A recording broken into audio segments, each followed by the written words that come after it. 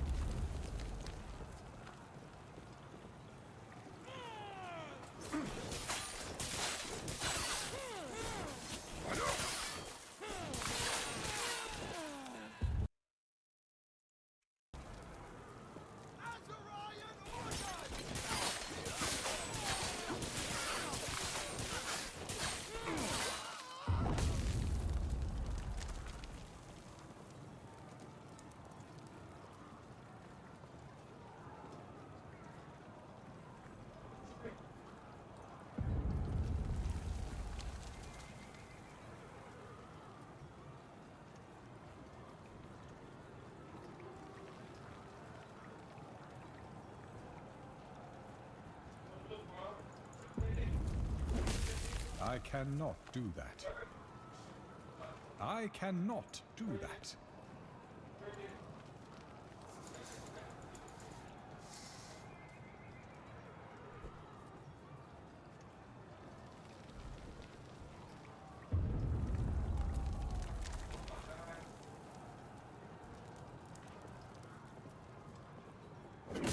I cannot do that.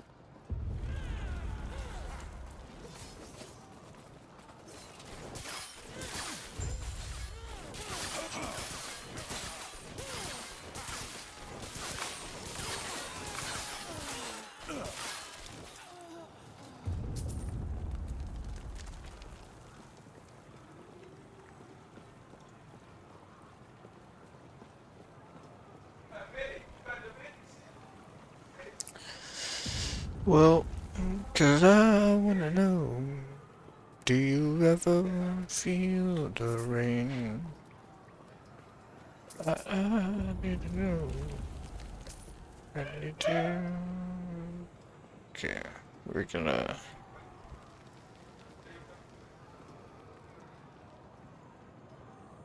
I cannot do that.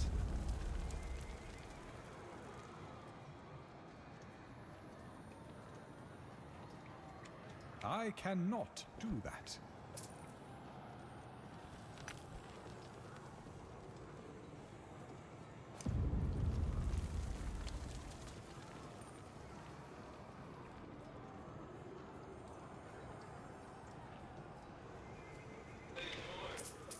That should hold them.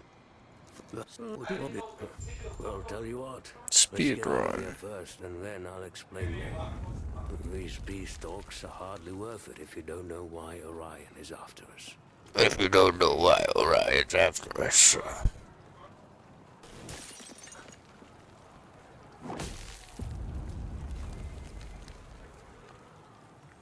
I want to turn on image sharpening, I but cannot do that. it won't pop up. AMD.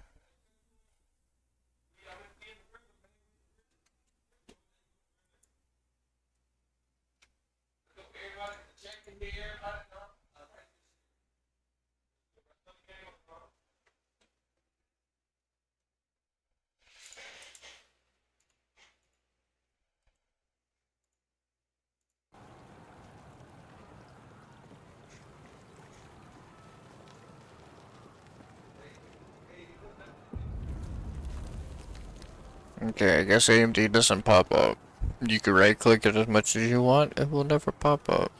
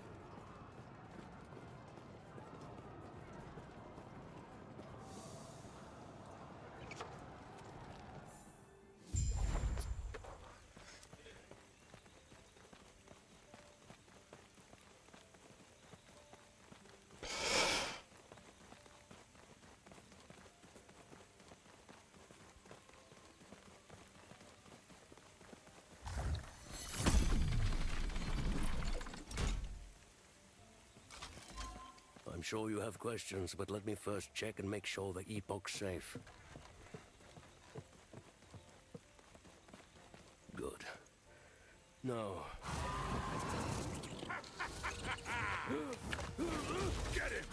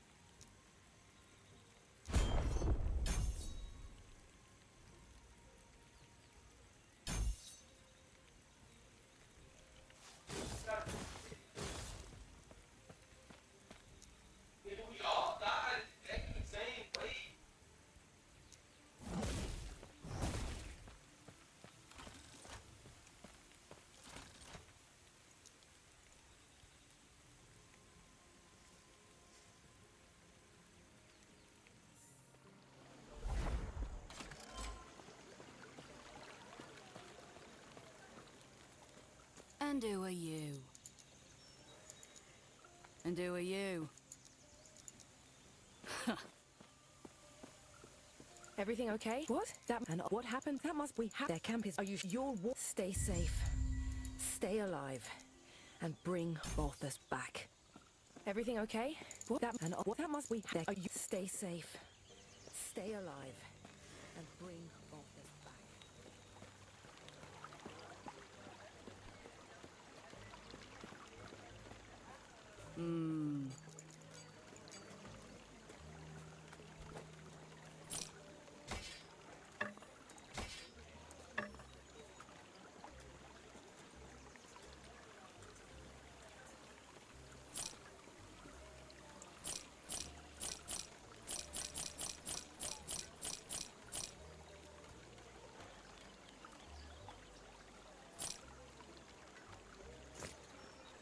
Right.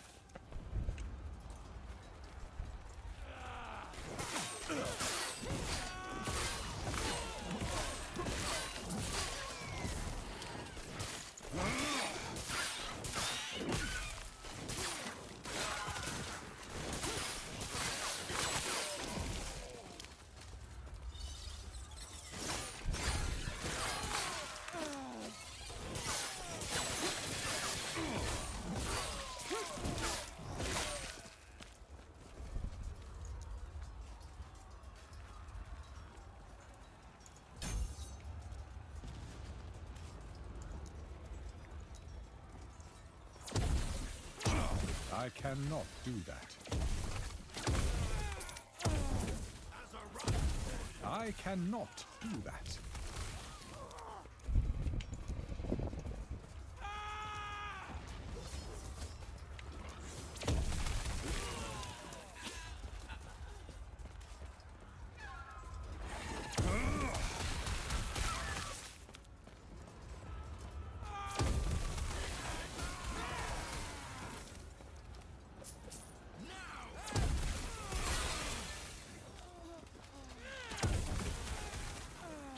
I cannot do that.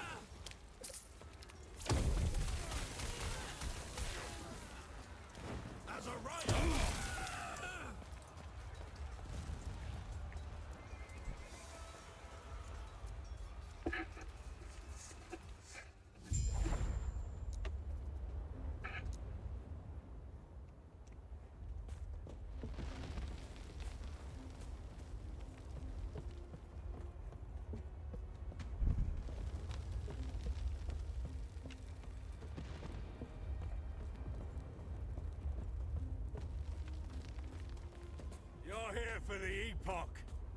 Reaching me was impressive, but it's mine! Co-member wing!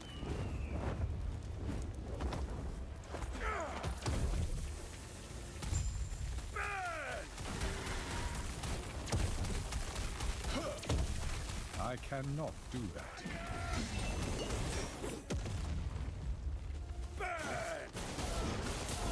I cannot do that.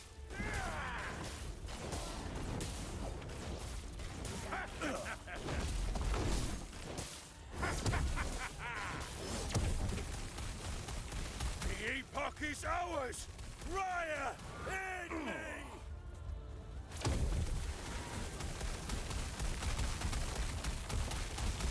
Burn!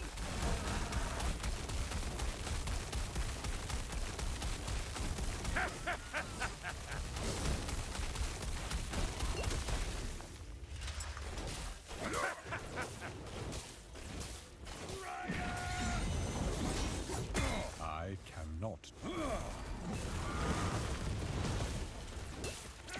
I cannot do that.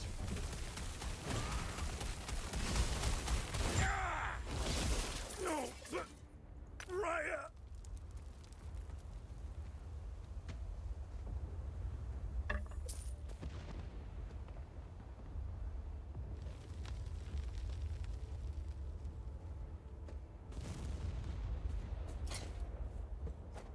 Now get me out of here!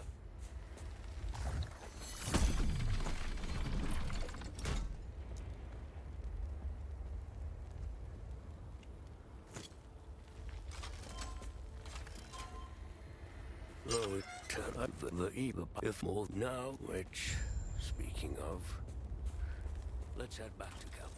I must reach Lena at once.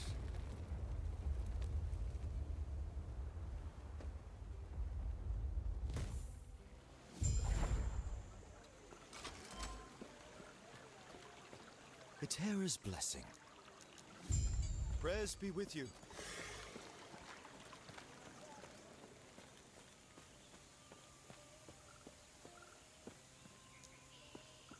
He's back. He's been quiet since he returned.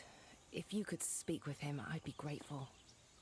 Then we can... You're back. No, not. Well, we're going. I apologize. Lena, I'm sorry. I'm sorry to you too.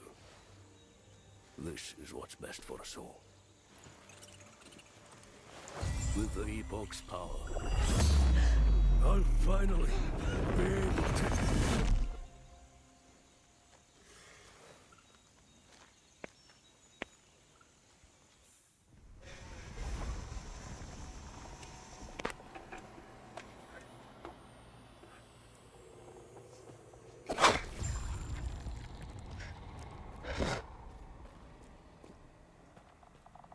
The shard seems to have taken me somewhere.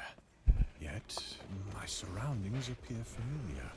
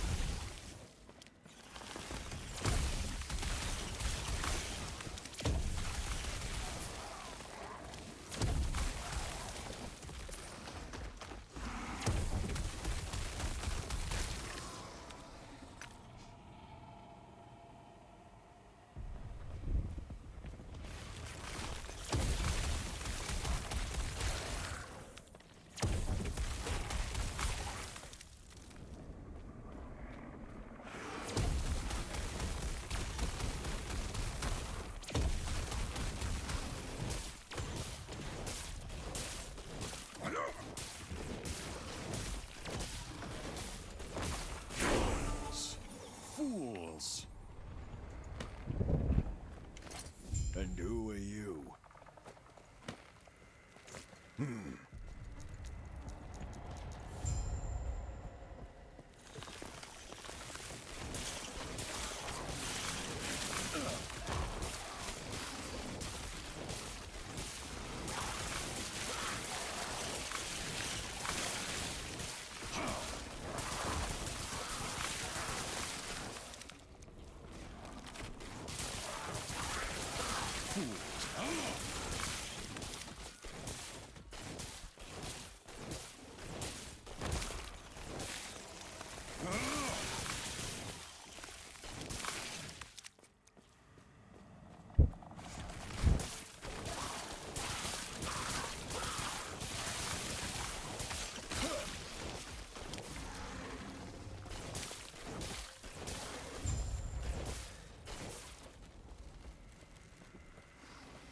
Terra watch over you. Gods.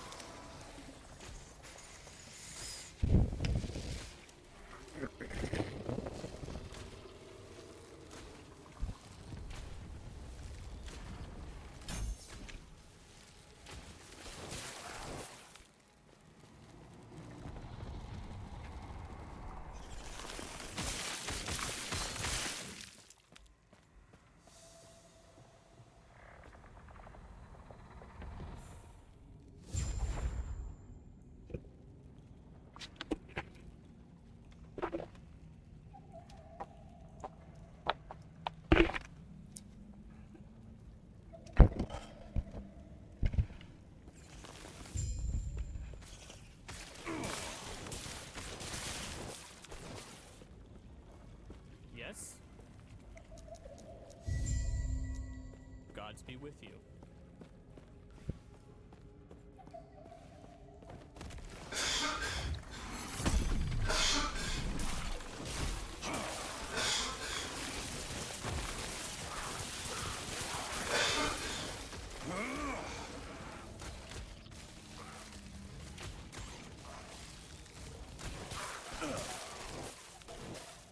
Minimus, run, you stupid one. I cannot do that.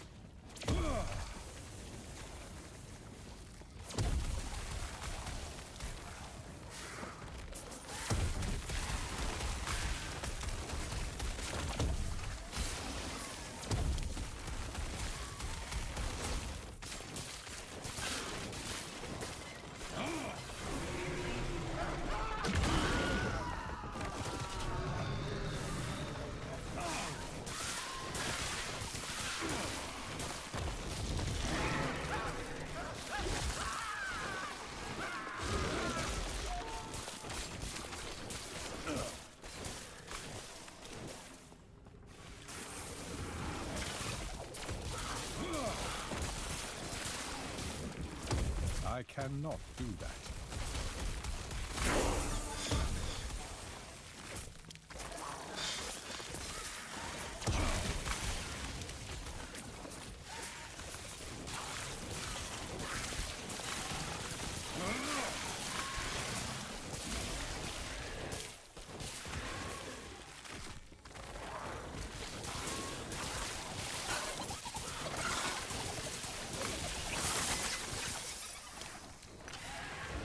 What the fuck? What was that?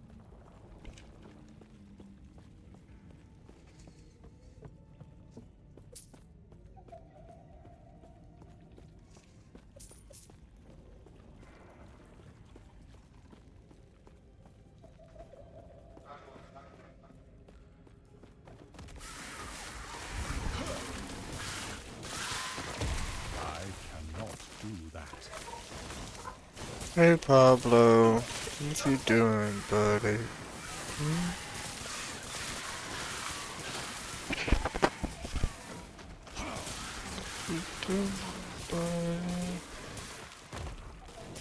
What you been doing?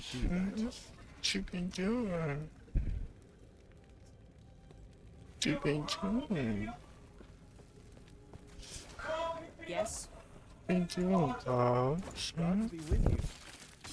I cannot do that.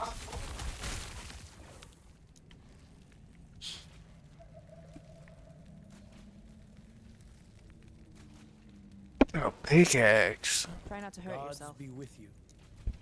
Stay safe.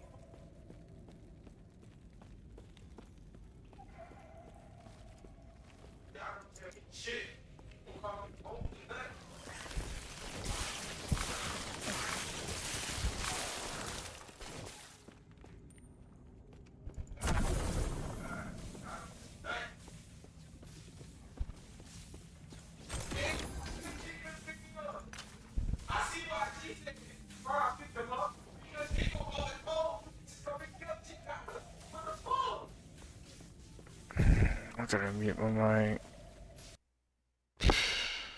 Jesus Christ. That's how you fix that?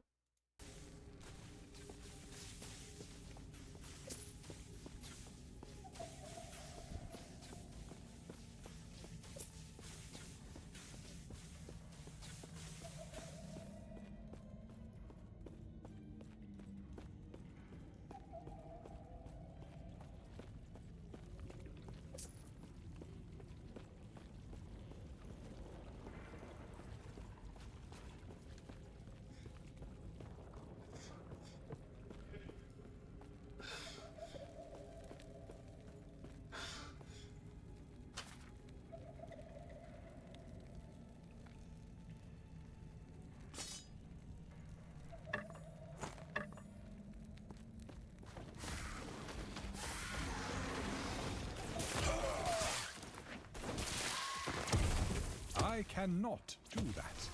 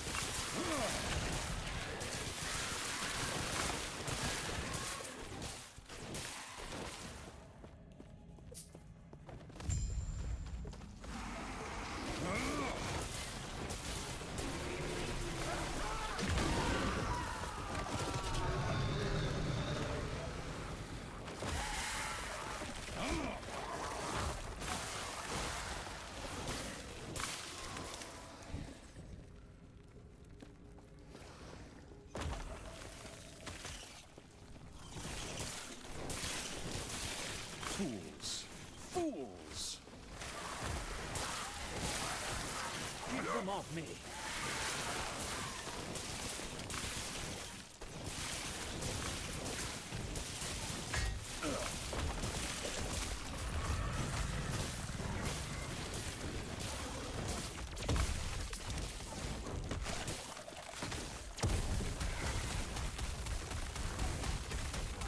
Only a little longer.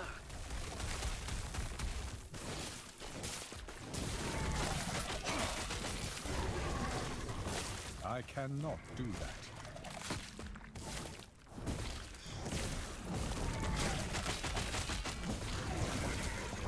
I cannot do that. You there, help me. Do that. Impressive. Go on. I'll be right behind you.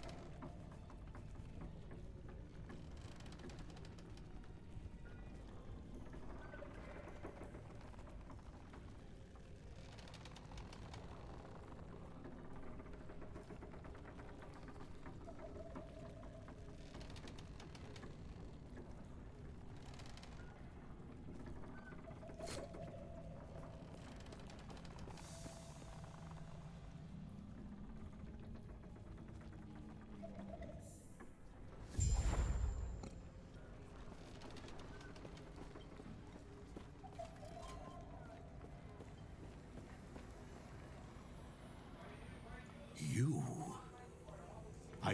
I see you, the void. Now I have they. It was we every. The gods have long left this world, but their memory will give you comfort.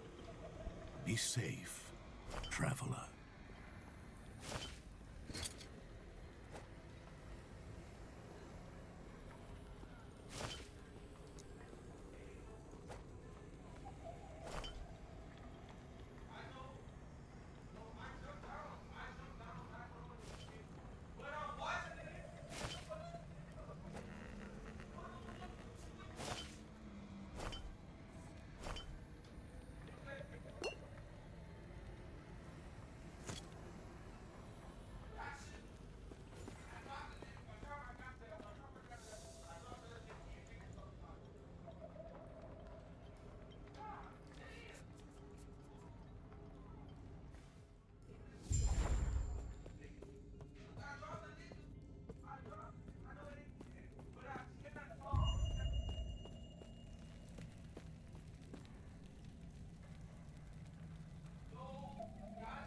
Fuck you.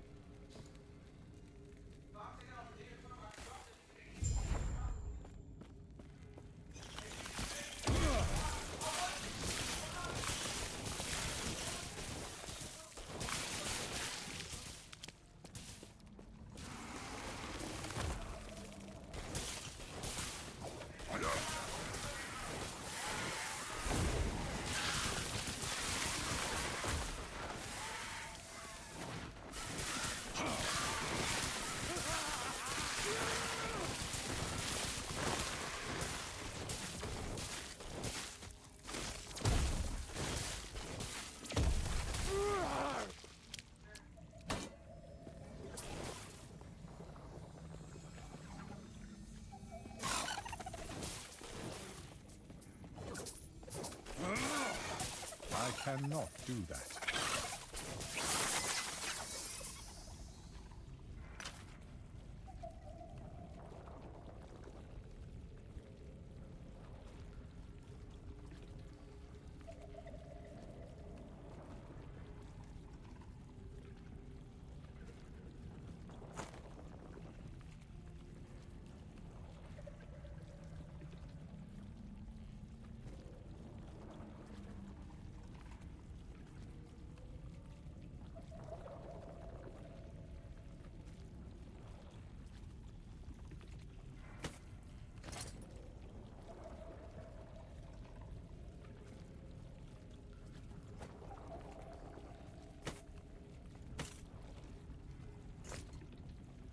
I am not a man of many pockets.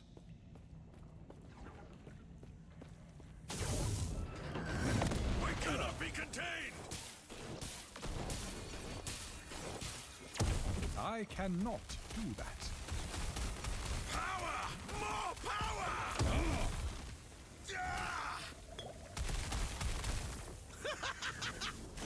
I cannot do that. I cannot do that.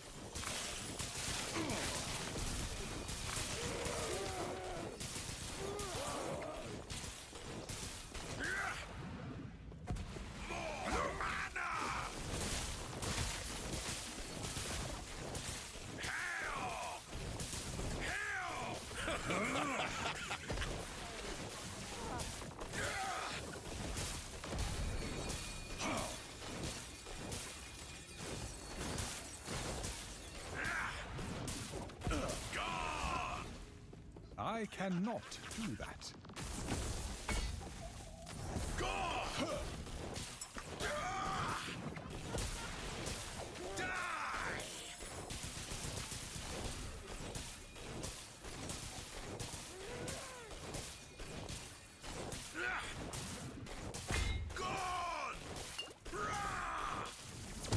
I cannot do that.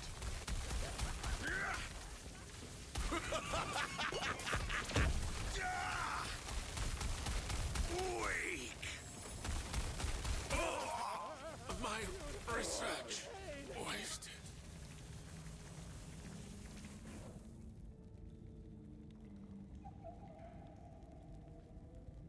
I am not a man of many pockets.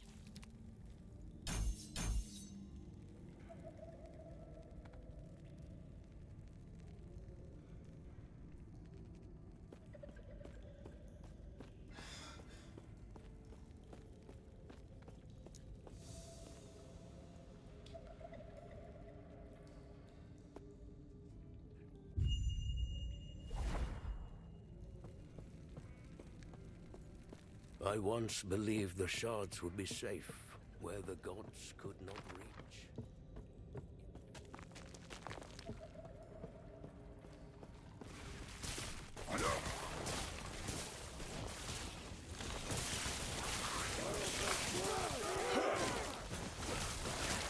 I cannot do that.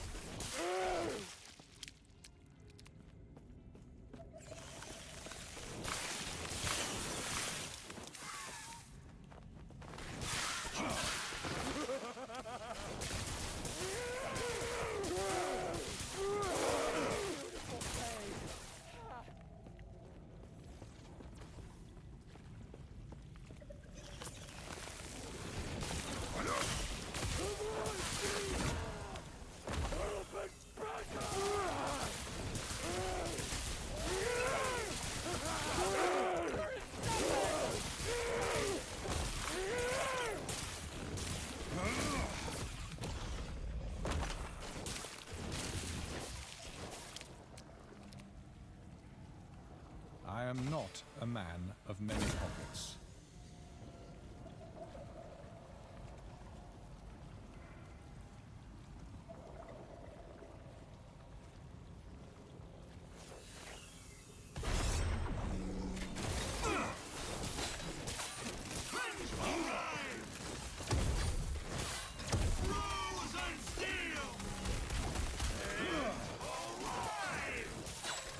I cannot do that.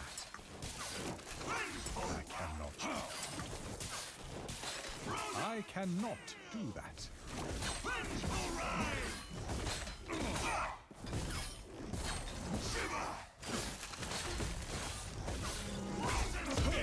I cannot do that.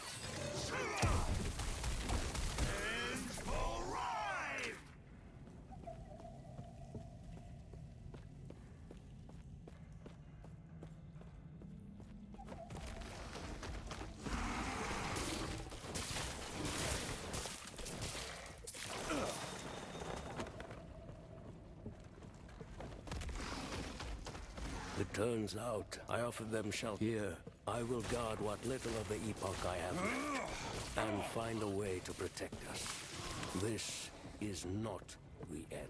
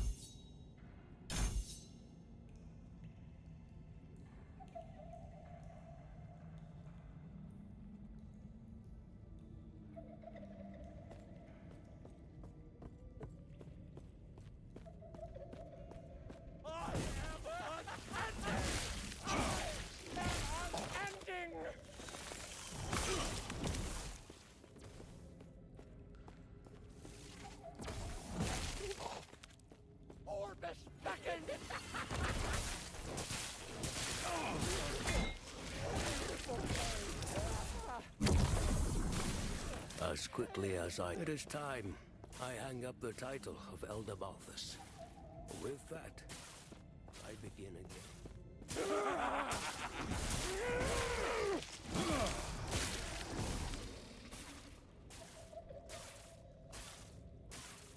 I am not a man of many pockets.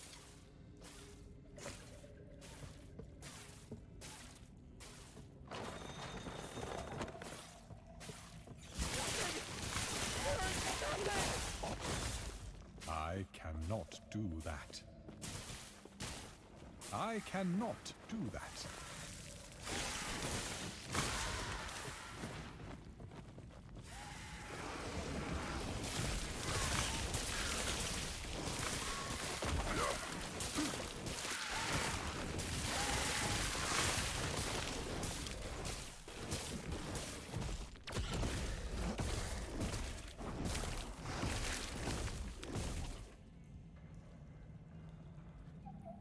I am not a man of many pockets. I am not a man of many. I am not a man of many pockets.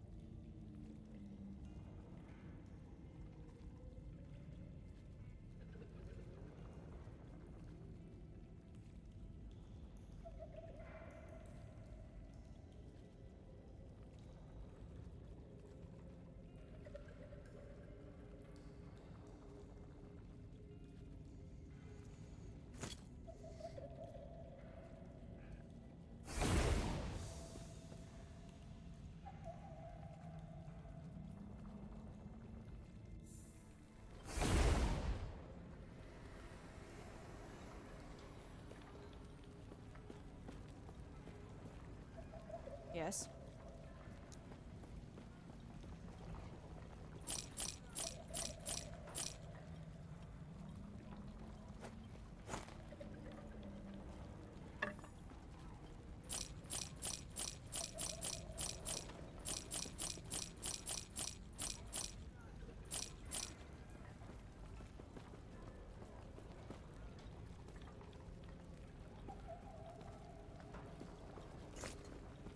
Follow your feet.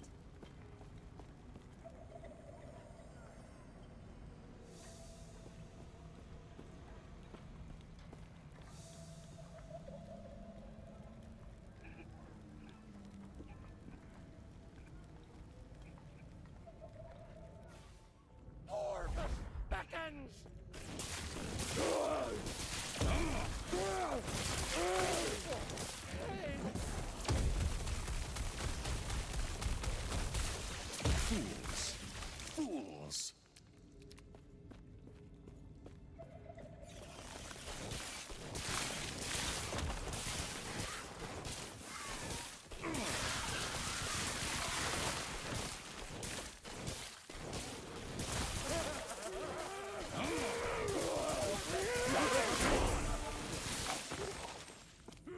If you read this, I am gone. Keep lost refuge safe.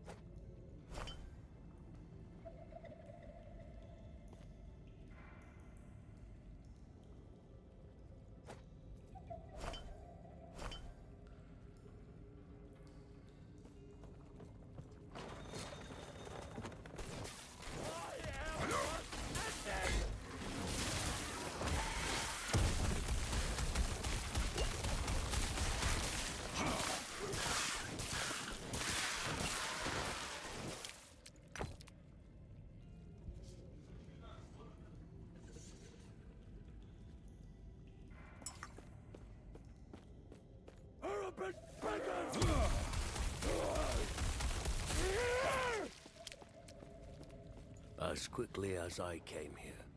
It is now time to go.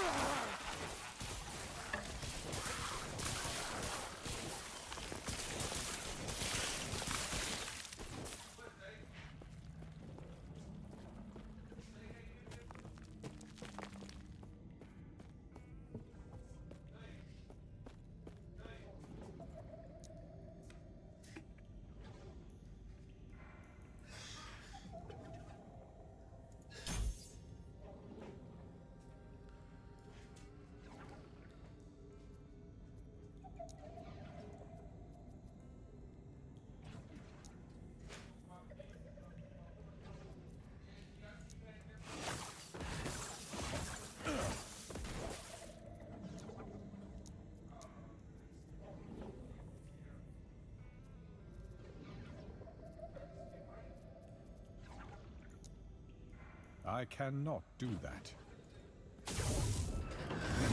Freedom at last! I cannot do that.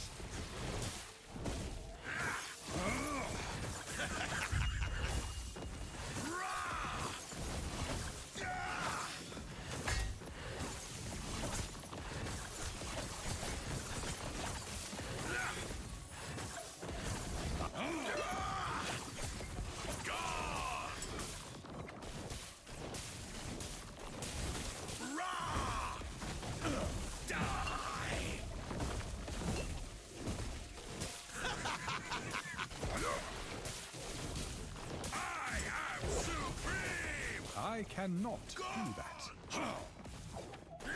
I cannot do that. I cannot do that. I cannot do that. I cannot do that. God! Arcane!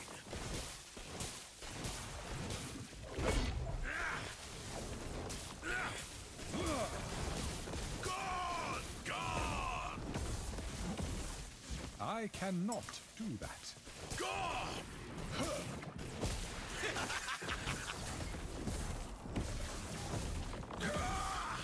I cannot do that. I cannot do that. Weak!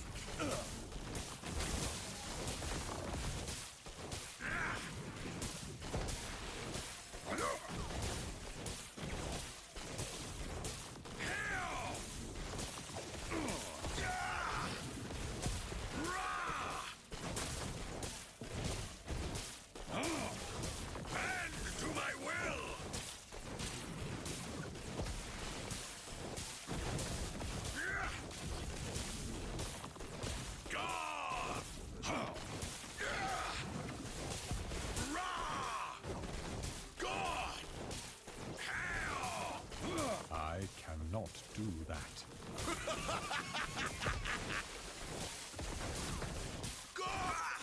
I must break free!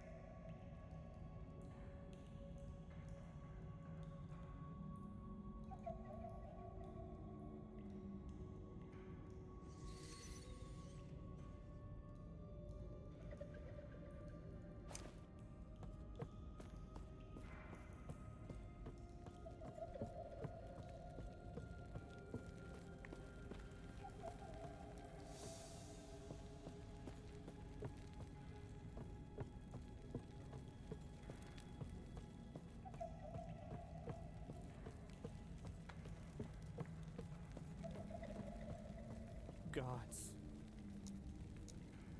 Where are you going? I once believed what happened when I tapped into this power.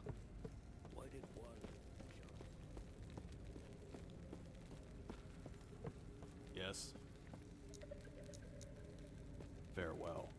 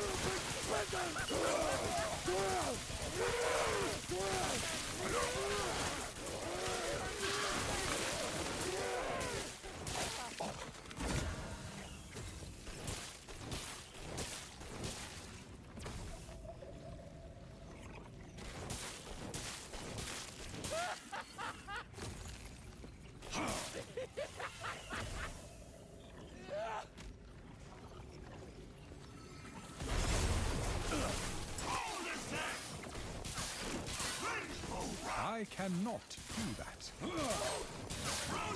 I cannot do that. I cannot do that.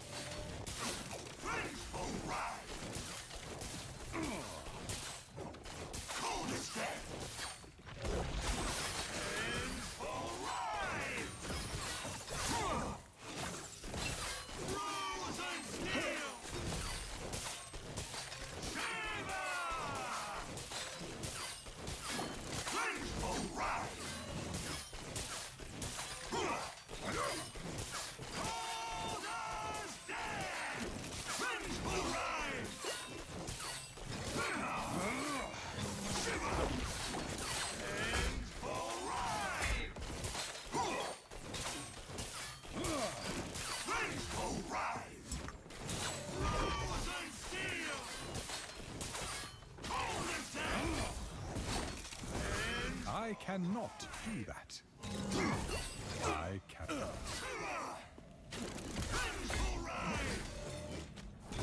I cannot do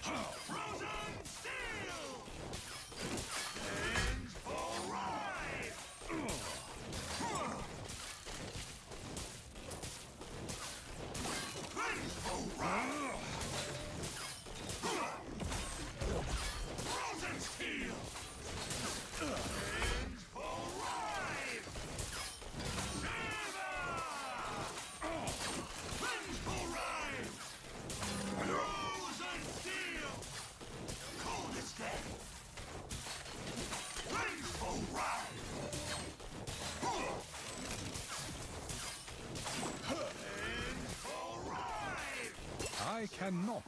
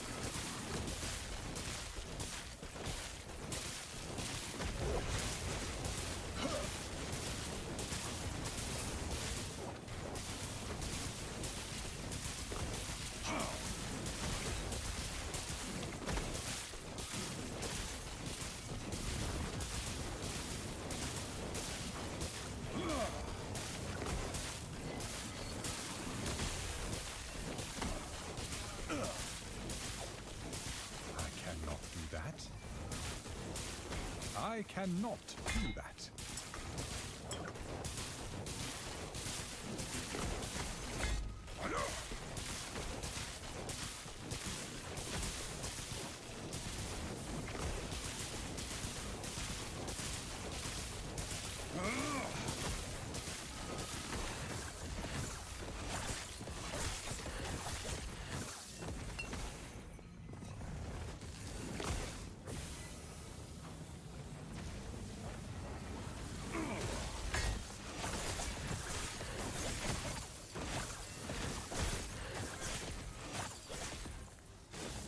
I cannot do that.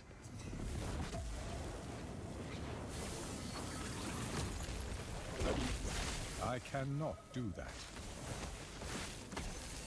I cannot do that.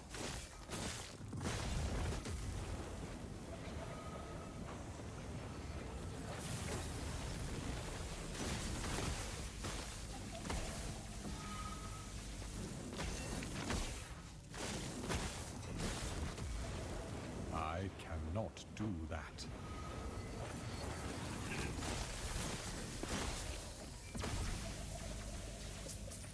I cannot do that. I cannot do that. I cannot do that.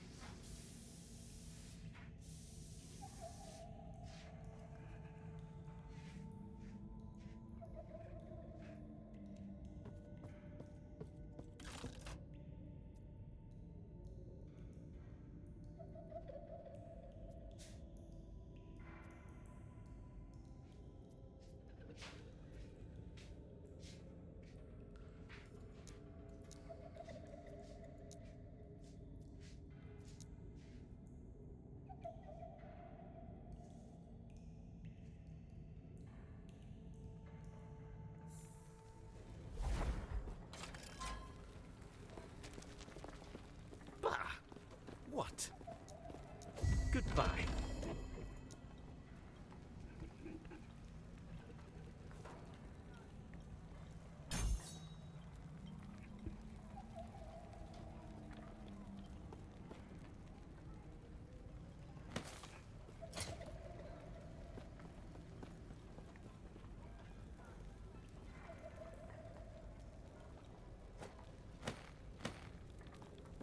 Bah. I see. Gods be with you. Stay safe. Yes?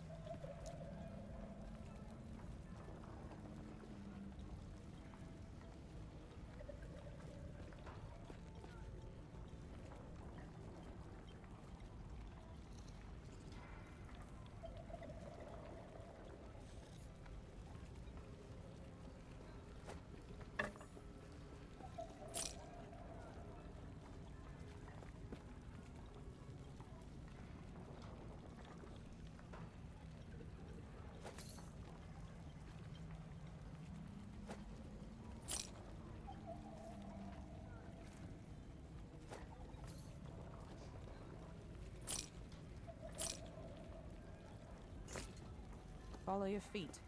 Greetings.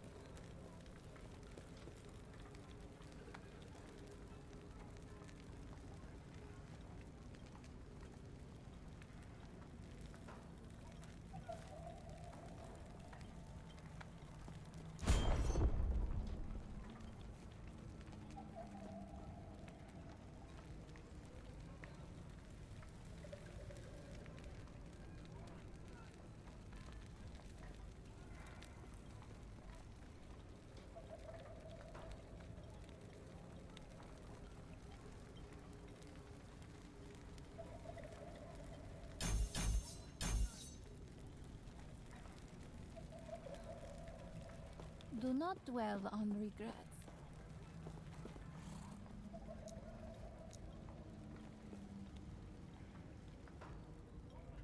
Panion's life, you please. Stop him.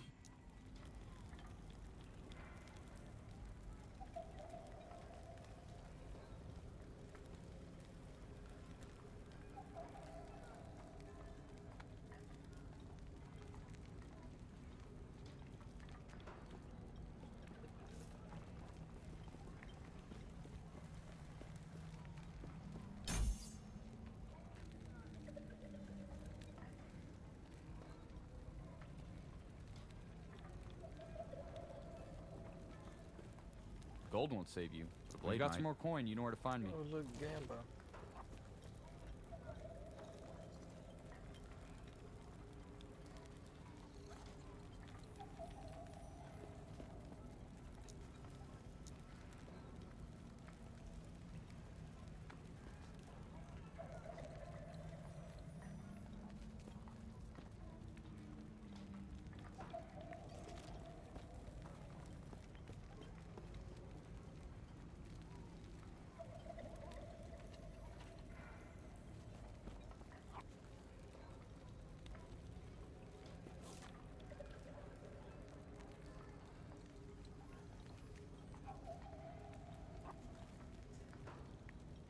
Interested in another try?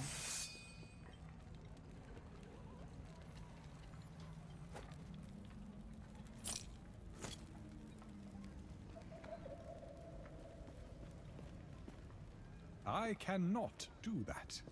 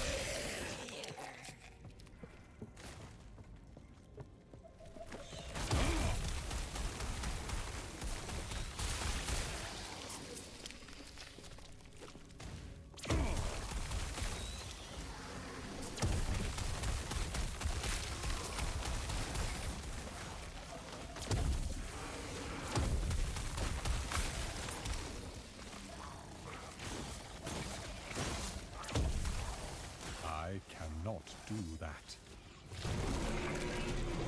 I cannot do that.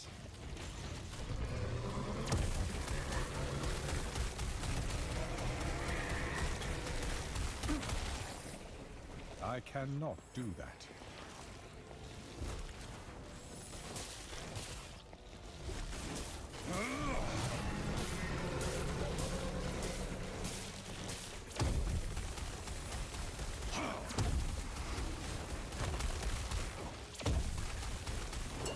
I cannot do that.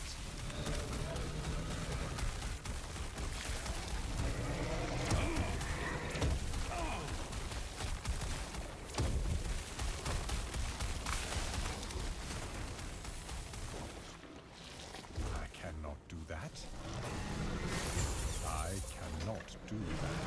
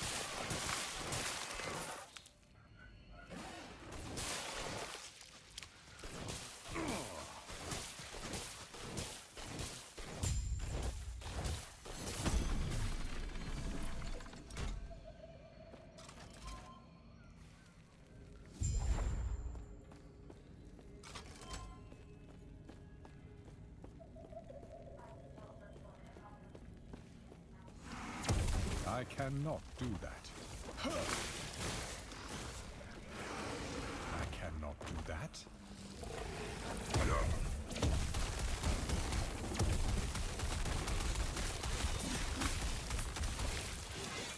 I cannot do that.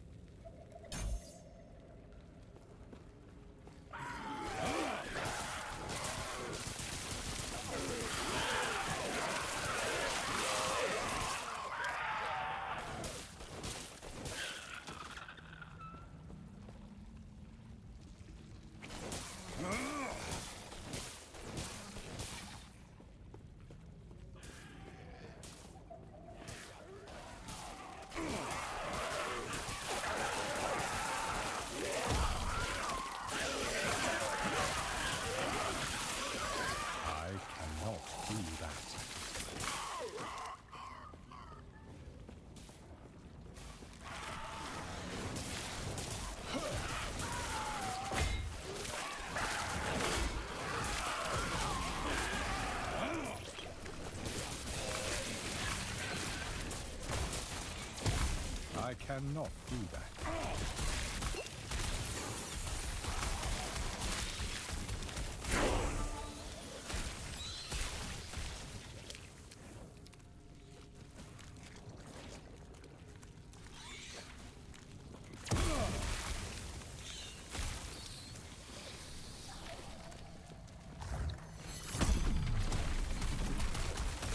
Fools! Fools!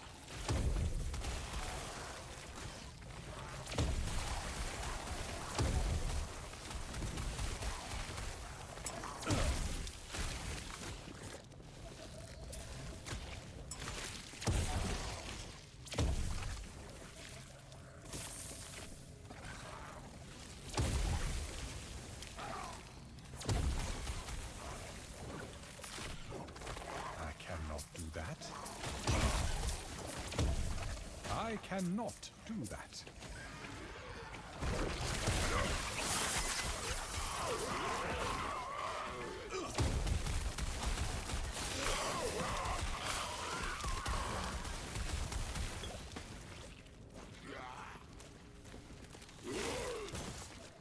I cannot do that. I cannot do that. I cannot do that.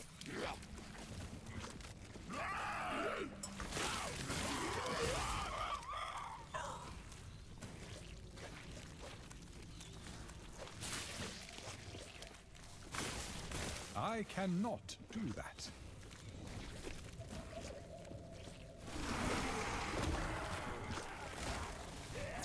I cannot do that.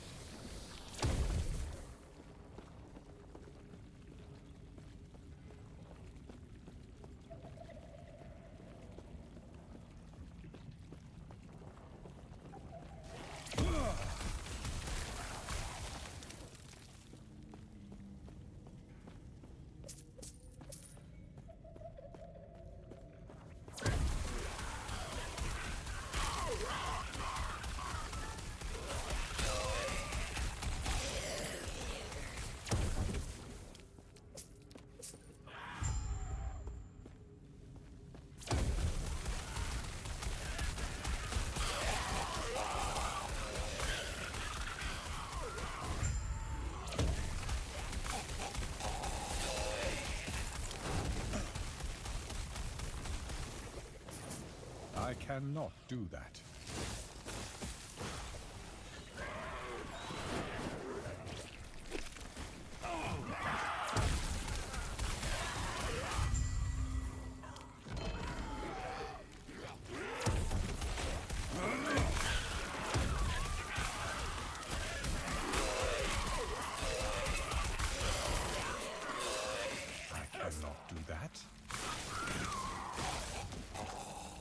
I cannot do that. I cannot do that.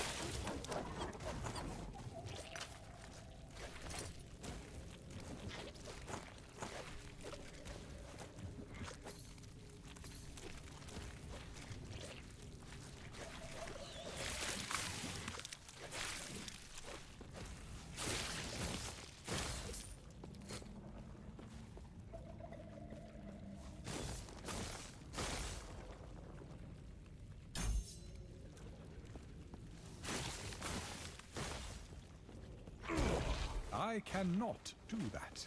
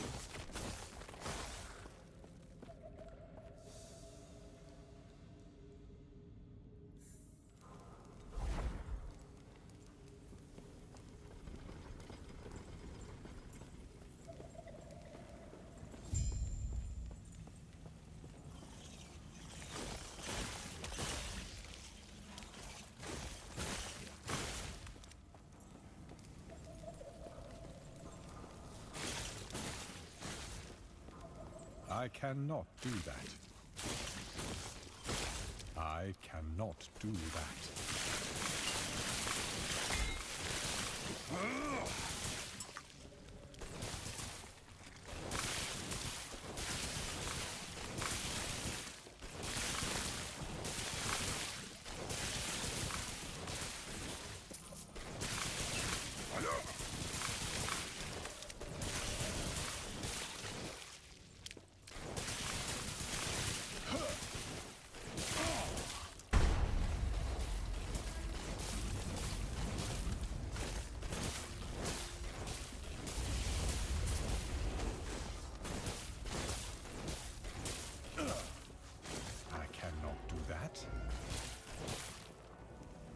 I cannot do that.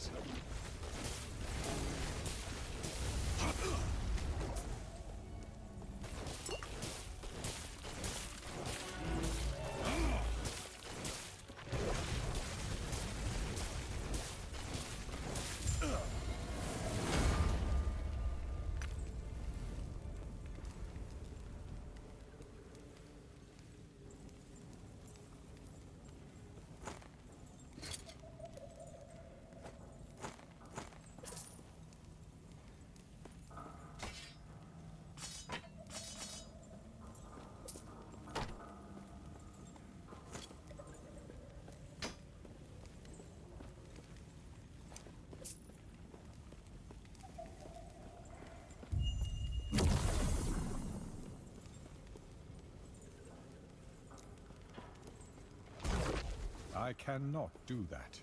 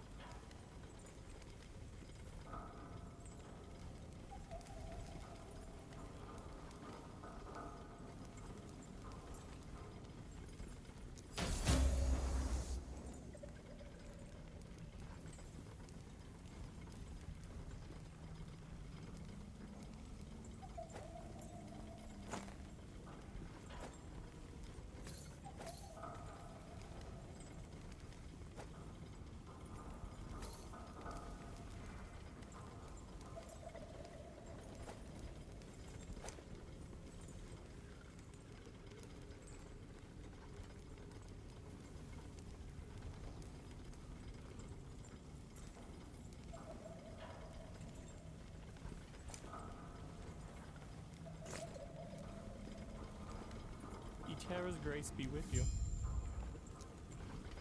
Take care of yourself.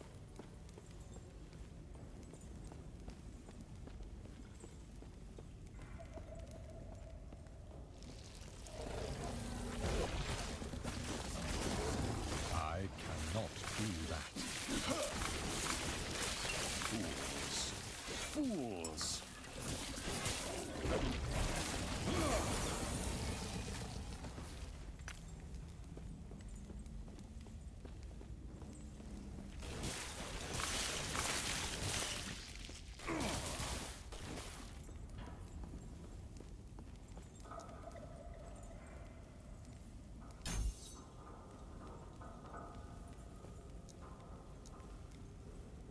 I cannot do that.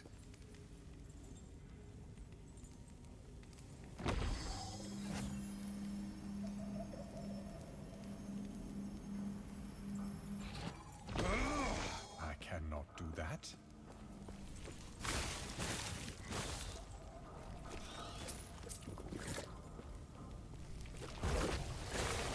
I cannot do that. I cannot do that. I cannot do that.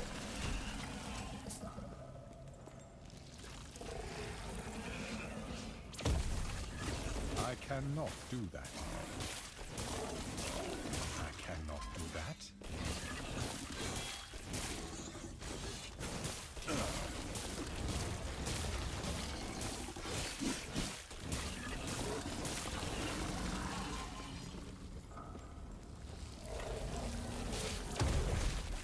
I cannot do that. I cannot do that.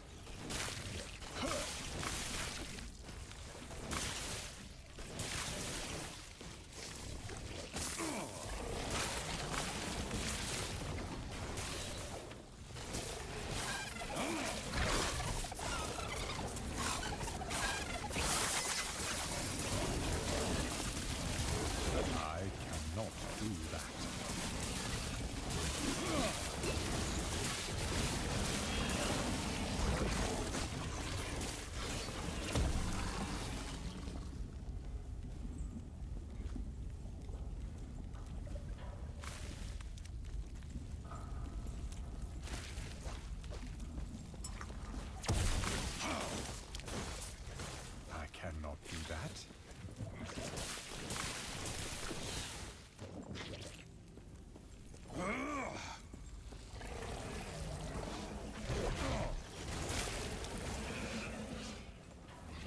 I cannot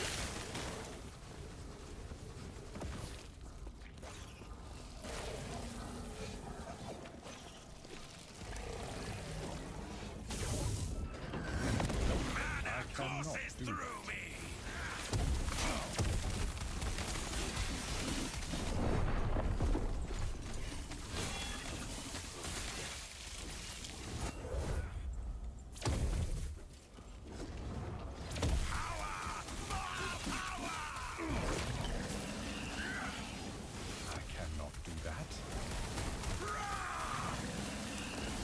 I cannot do that.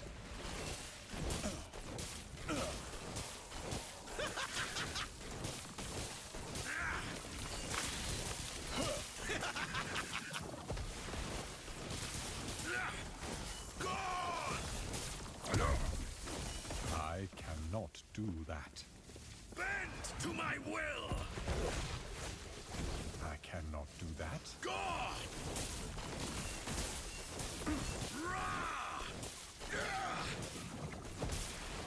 Awake!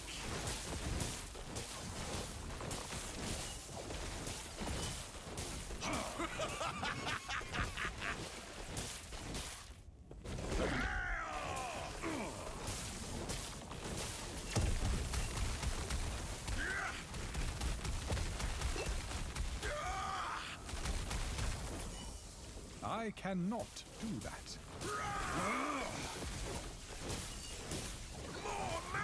I cannot do that.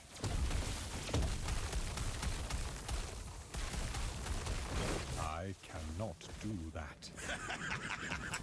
I cannot.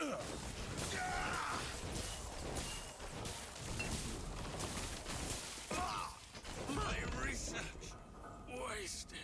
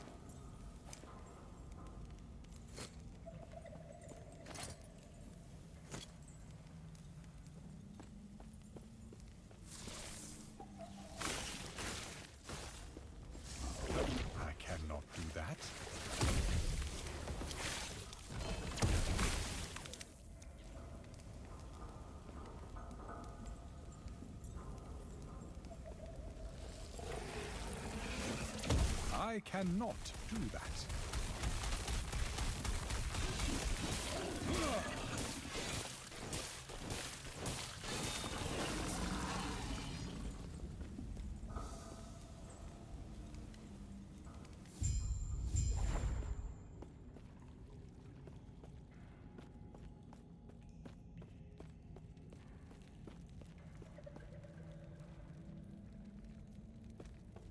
Stay back.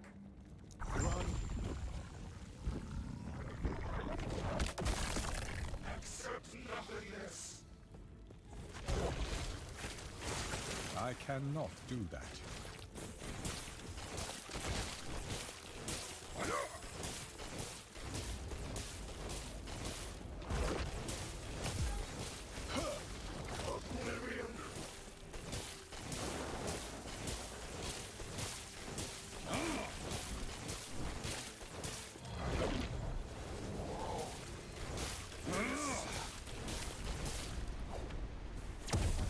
I cannot do that.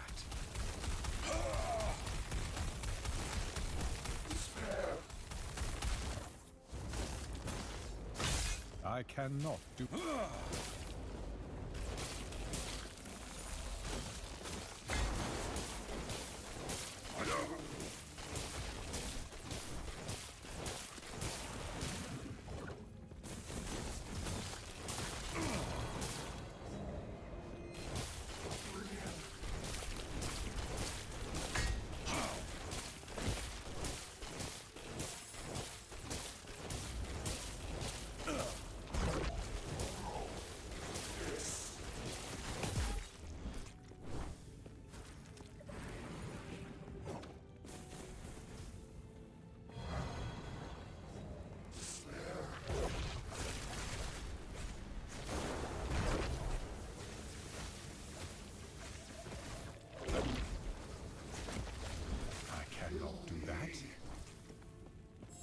I cannot do that. I cannot do that. I see. Oblivion. It pains me to see an elder twisted like this. What a waste.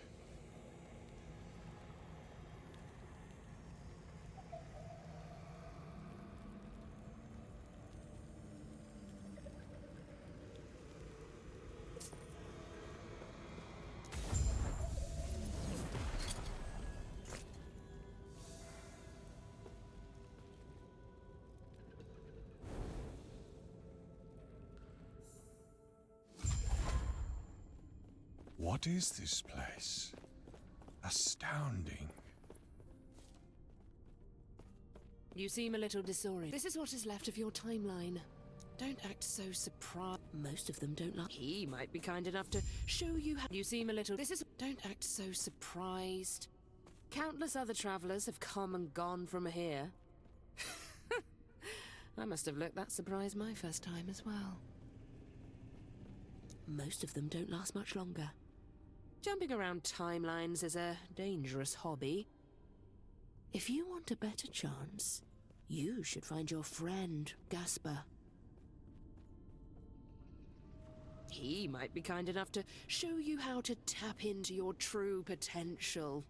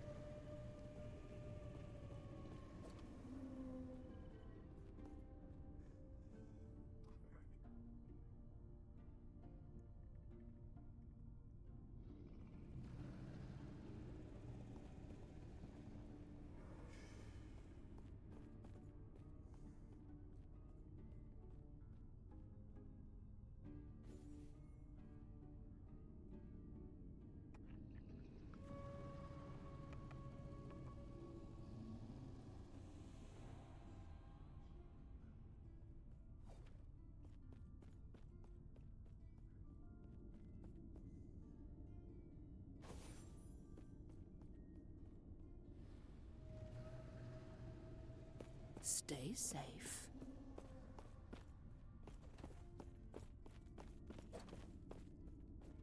You seem a little disoriented. This is what is left.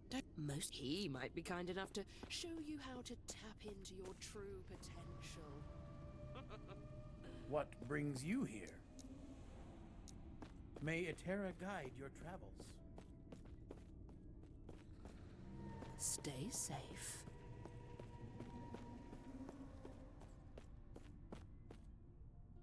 Hello, traveler.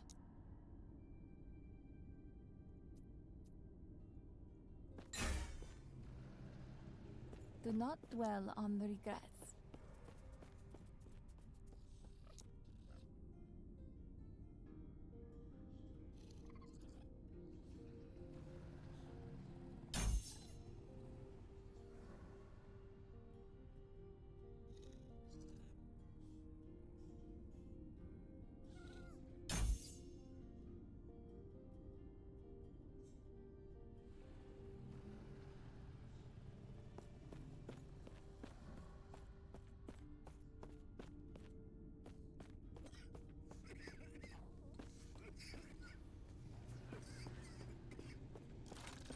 What brings you here?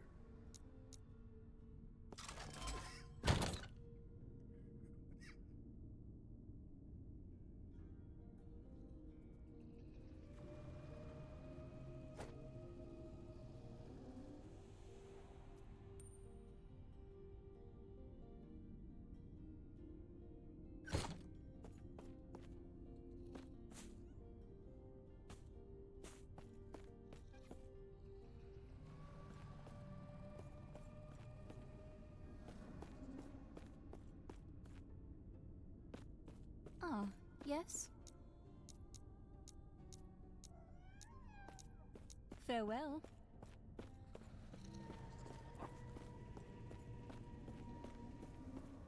May Etera guide your travels.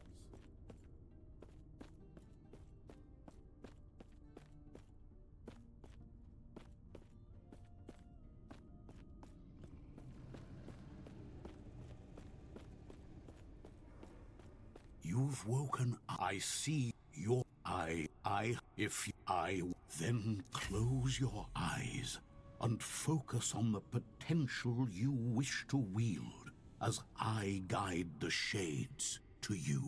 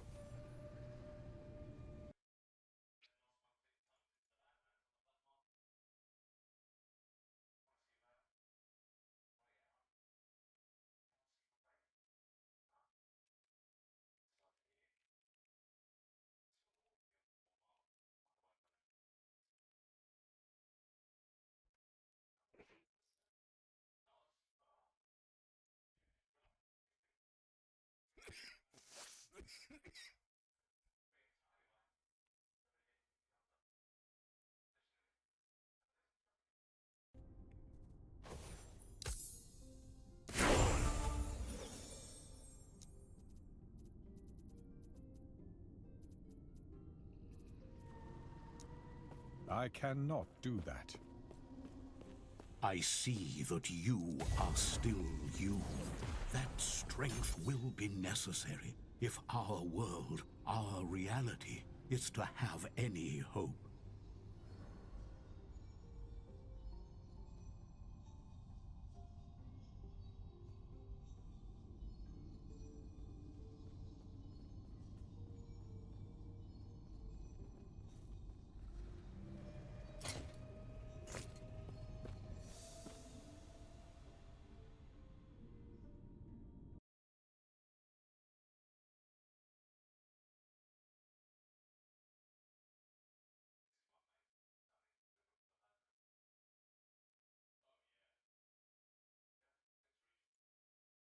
Hello, this is Dread, and in today's video topic, this is going to be the Zero to Hero episode on the Meteor Sorcerer. So the idea is we take a character from level 1 without any stash or anything like that, completely fresh character, level it all the way to 10 out of 10 Harbingers, i.e. 300 Corruption, just to see its cycle starter capabilities. And this time, of course, we decided to play the lead developer's favorite skill in last Epoch, and There that is an old Meteor. passage to So the if you don't know, surface. Meteor I has a will very dispel storied the history rule of that being a keeps very it bad sealed. skill. The And Temple of recently, Eterra with the is buff to far to Sorcerer, the east. it is now just a mediocre skill. It is playable, but it's not necessarily something I would suggest personally. I think that it's fun. It's got that going for it. But it's amazing how a 900% added damage effectiveness skill still struggles to kill and do single target on like the end game bosses. It's very saddening, but you know, it's just how it is. One of the biggest problems currently is the nodes to grab the extra projectiles for Meteor kind of like reduce its single target capabilities as it increases the radius at which they fall, or like reduces the radius of which they explode in. And then of course to fix that, you have to run some area so that you get good overlaps, and then that's a lot of points. And pretty much Meteor is a very point intensive tree, especially if you even want to even try to run the base crit nodes. Now of course, with higher levels of gear, Meteor could be better. The biggest problem is like we're continuing into all of the other builds on this list that I've done. And remember, number 18, right? There are better builds that exist, even on Sorcerer, right? Hell, even the Volcanic Orb Rune Master was better than this build, right? So like, that's crazy considering how powerful Sorc is.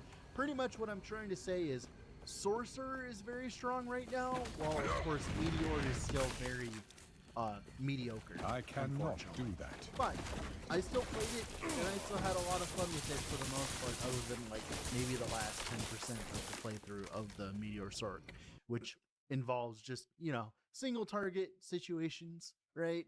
Because you just don't end up.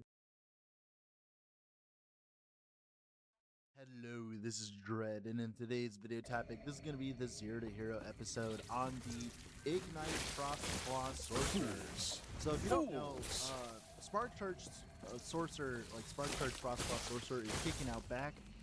They're making it so that the node that proc Spark Charges only works with Static Orb, which means Frostclaw is no longer the best Spark Charge skill in the entire game, which means, you know, there are other ways to play Frostclaw again.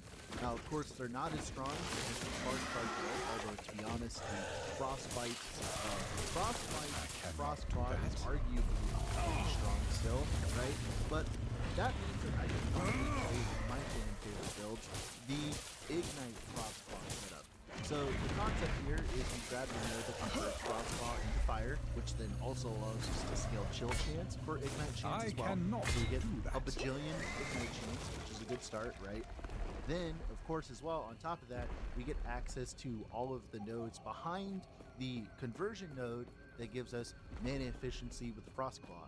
And this makes it so that we can actually spam Frostclaw without too many mana issues. Now, if you don't know, next patch, this build is getting nerfed slightly in terms of mana. We're getting like an extra 2 base mana flat cost, if I'm not mistaken, and we're also losing a little bit of mana sustain from Meteor, but thankfully that's not that big of a deal because all we have to do is just get some levels into Frostclaw and then grab more mana efficiency, because we already have access to most of the mana efficiency inside the tree. Just a few plus levels would fix it. And of course, you know, like, as you can see in the footage, like, we're not guzzling too much mana, like, we're not guzzling The void too much transcends reality. So that's all fine And by that's embracing like all. it, But the reason so why I could even they. wanted to play this build in the first place was because, like, I just enjoy Fire Frostclaw's animation in general, and I'm going to be playing a lot of Sentinels next patch, and I don't know if I'm going to have time to play Mage, so I was like, screw it, we're going to, like, level this live on stream, like, and we did, and we got it done pretty quickly. The only issue that I have, like the only thing that I can even complain about this build is because of the nature of Frostbot and the way that, you know, you clear and do damage and all that, you end up standing still a lot of the time through the mono, or you end up like stutter stepping casting and all that. And it doesn't really play into the speed kind of mentality. Like, you're not going that fast with Frostclaw, but thankfully, because of the way that Frostclaw works, like you'll be able to push like high corruption and then like just, you know, what you do is you just push higher corruption pretty much. You don't like try to speed lower tier content, you just push higher corruption and higher corruption, right? So that'll be fun. Now in terms of survivability, at least for bosses, it's solved. Apparently Ashes of Mortality isn't getting nerfed, which is insane to me. Right now we're getting close to like 3,000 ward every 2 seconds, which is just blitheringly absurd. And if we combine that with, of course, you know, a decent amount of ward retention that we can eventually get once we swap into a 1-2-3-4 fire starters setup, and of course the offhand gives us a bunch of ward retention, right? Once we swap into that, we can actually end up with decent ward per second. But also as well, I'll be honest, I don't know why you'd ever go away from going hybrid with this setup, because you can get so much HP next patch, right? Not only is every character just getting flat out 200 flat HP from level scaling, right? There's just more HP on gear, which means we can easily get to 5-6k HP. We probably need a little bit more leech to make up for that, so kudos to, like, you know, of course, Bleeding Heart for that kind of thing. But in theory, we can end up reactive ward. Reactive ward is like one of the strongest nodes in the entire game, because it scales with your HP and gives you your HP and ward every single time you go low, and then you can combine this with, of course, Twisted Heart, which I don't have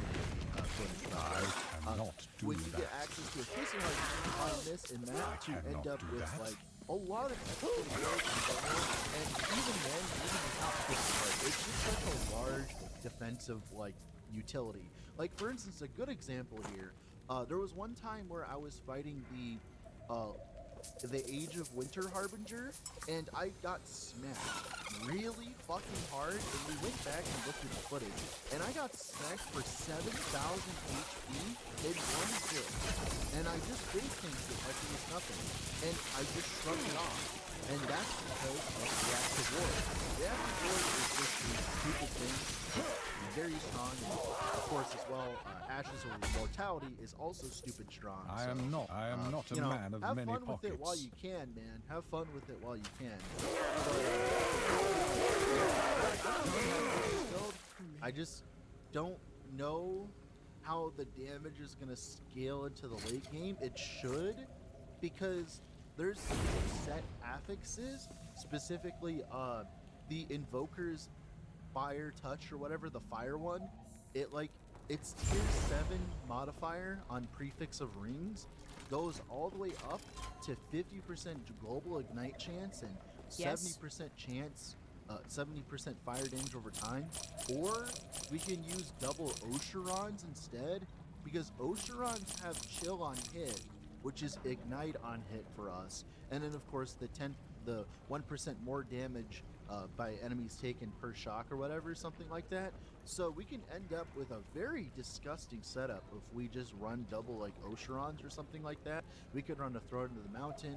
We could run a 3LP Calamity, right? Like, we are nowhere near done min-maxing this build, and like, of course, you know, it's already done after like at most a day of farming. I was just fucking around on stream because I really just didn't have anything else to do, so I just decided to start playing something, because like, what else am I gonna do? Just stare at the fucking screen all day? And that's why we ended up with number 24. Now, are we gonna get number 25? Who knows? It depends how bored I actually get. Now, with all that being said, if you haven't already, I would heavily suggest leaving a like on the video and subscribe to the channel. Every little bit helps. Just hit 30,000. I'm so effing proud of just everything, and I'm so happy. But I will state though, I don't have enough time to make this into a full tier. So yeah, there will be playing pointers down below for progression and stuff. We're gonna like go right into, of course, the build guide showcase because I really don't have the time to do a full ordinary guide. So, with all that being said, let's go into it, shall we? All right, so here we are in-game with the character. Let's go over the skills. So you have Frostclaw here. The biggest thing about Frostclaw is we have a bunch of different nodes that we have to take to make it functional for what we're doing. So we have to take Volley Blast and the Morgitis, right? That's the first thing. Then the second thing is we do have to take Lava Talon to convert it to fire so we can, you know, play Ignite. Then we also need to grab On Through the Snow, Ever Onward, A Crack in the Ice, and Frozen Malice all at the same time. So pretty much, what am I saying? I'm saying that you probably shouldn't level as Frostclaw. I tried leveling as Frostclaw in the planners down below. It was not the best experience up until I got access to all of those nodes, and then I was able to play the build. And then the rest of it was just all mana, minus mana stuff. But yeah, the Frostclaw build did pretty good. Now, one combo here, it is getting nerfed, mind you. This node is going from 70 mana cost to 50 mana cost. It's really not that big of a deal. You'll go from like, I'm not entirely sure how much mana reduction it's going to be, but like it's not enough because the whole reason we use it anyways is like, obviously the mana from it is too high, but Craterborn is like the main thing I really care about here, right? Who cares? Like, we're having, like, slightly less mana. That's not that big of a deal, to be honest with you. But yeah, we're going to be casting Meteor, Craterborn, and also all the Aftermath to give me mana for the next 3 seconds. After we use Teleport, in this mode, Mana Tunnel, it'll refund the mana. So essentially, the mana that we get from the Stand Meteor is going to be given back to us for, like, 3 seconds, and we end up with a decent amount of mana. Like I said, it is getting nerfed, but it's not that big of a deal, dude. Not that big of a deal. Of course, you know, teleport as well, said, mainly just the free spell stuff, as much cooldown recovery speed as possible, or of course flat armor when you can get it, because armor is Bay. Stereotypical Claymore setup, nothing too crazy there. And then also as well, just for emergencies, we have Focus. Focus ends up giving us a decent amount of mana, of course, because we're a sorcerer. We can just simply stack max mana if we really need to. Like, if the mana nerfs are that bad, we can always just slap a flat mana roll on our chest, or a helmet, or an amulet, or we do have one here, and we could, like, get mana elsewhere.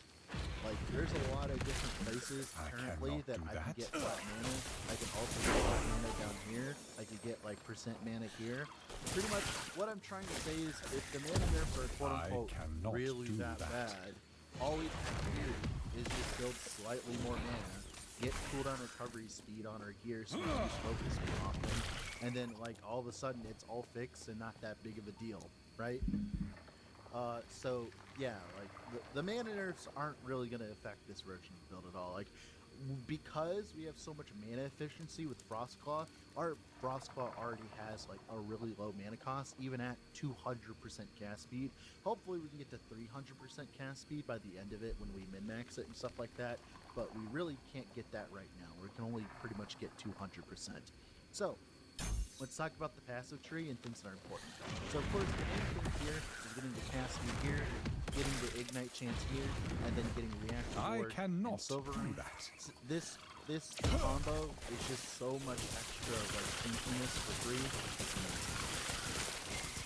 It pretty much incentivizes us to go HP stacking, which is getting buffed immensely. Also, low tier protection, more cast speed up here, more cast speed here. We just have cast speed with this build because our mana sustain is so good right now that like I just need more cast speed. Like literally, just give me more cast speed. Like all I have to do is get more cast speed and some cooldown somewhere here and there. And my gear is ass. Okay, my gear is like complete ass. And we just refine our gear just a little bit. And we just put it right on. We can actually just fucking spam out like absolute crap. I do plan on playing this character. More cast speed here, of course. We don't start too hard. We're not like a ward build in any sense. We're a ward Like, we have ward, cannot but do ward that. in the moment when it matters. When we take a lot of damage, that's like pretty much the idea. Is like, we generate ward when it matters. I cannot This card can help out a lot when we have better ult and stuff like that. Although I'm personally more of a fan of Soulfire. I'm not really sure how I feel about that, but I'd have to like I said, this is a 0 to hero episode. This is not a mini episode, so like we'll get there when we get there, right? Just 15% more fire damage at the time makes some penetration is pretty good. Then 5 points here to eventually 5 points here for the refund. Like remember, all the damage that you saw was without refund. Like imagine if we had access to a refund and a bunch of gas. Oh my goodness, I'm really excited to like push this part eventually. Also as well, eventually we can also control our cards. And eventually we should explore passives that are important. Let's talk about the here. There is no required techniques, although early on I utilized the Falcon for movement speed, right? And then I also used the Avarice as well for leech. I did also use the Calamity Helmet until I got a chance on hit on the helmet here, right? So that's cool. But eventually, you know, you want like a 3 LP Calamity. Now, things that are not mandatory, but you probably want to grab, you want to use all your Soulfire passion keys to get a massive mortality from tier 1. Doesn't matter what the rolls are, I don't really care about it. You end up with so many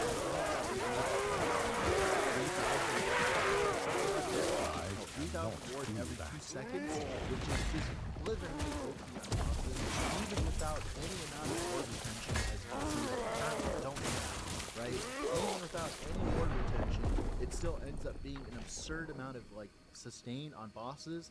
Eventually, of course, you would like invest into your ward retention and stuff, but I just don't have access to that. Also, the ward retention on Int is getting nerfed next patch, so we'll have to fuck around with it.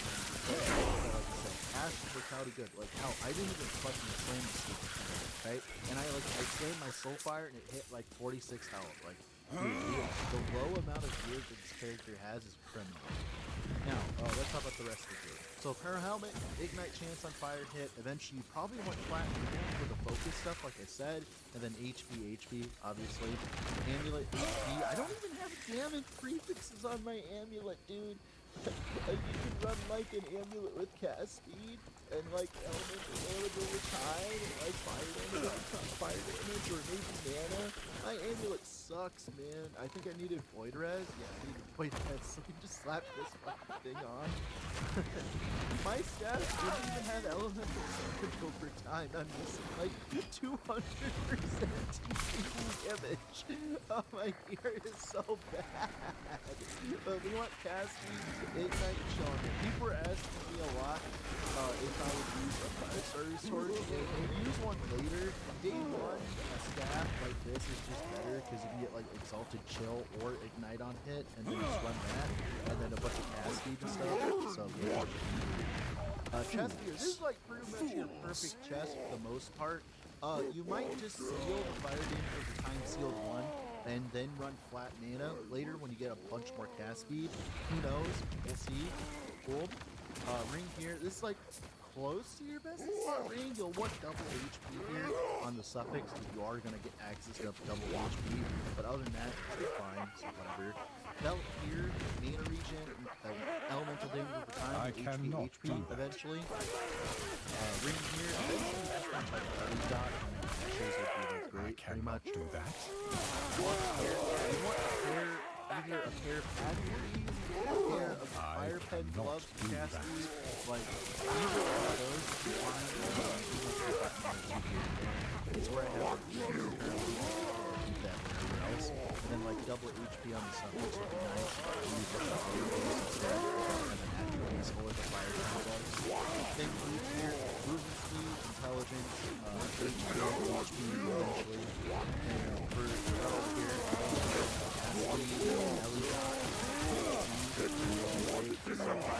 or you can just place the cards with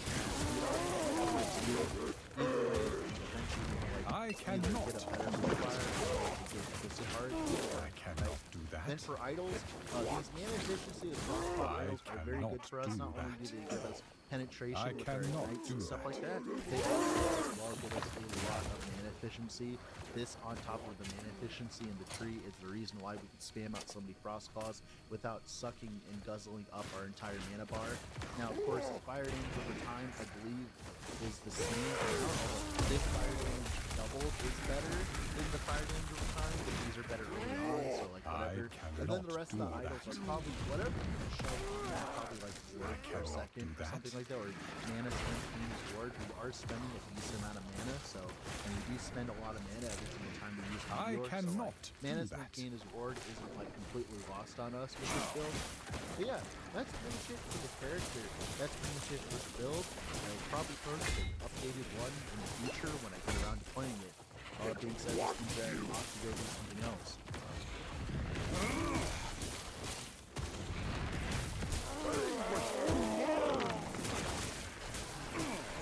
So you want to play Last Epoch and you don't know where to start or how anything works, no problem, because I am going to show you everything you need to know to get started and make your own build that works, feels powerful, and is fun to play. Every class in Last Epoch has a lot of build diversity with masteries, and choosing a mastery, which happens around level 20, can be pretty daunting considering it is permanent, but it is important to know that some masteries just straight up perform better than others.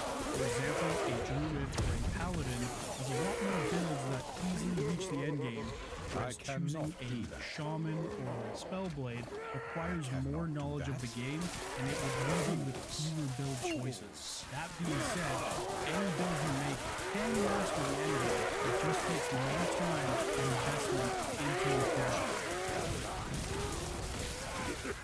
After choosing a class, let's bring up the passive skill tree by pressing P and take a look at the mastery on the left. You will find that each mastery has its own passive bonuses. This is a good hint at the type of builds that mastery is going to support. For example, the Void Knight clearly leans into using melee void damage, whereas on the other hand, a Paladin is the better choice for elemental and physical damage builds. Even after choosing a mastery, you can put points into other masteries. Just know you are locked out of any passives on the right half of the passive tree, separated by the big chain in the middle.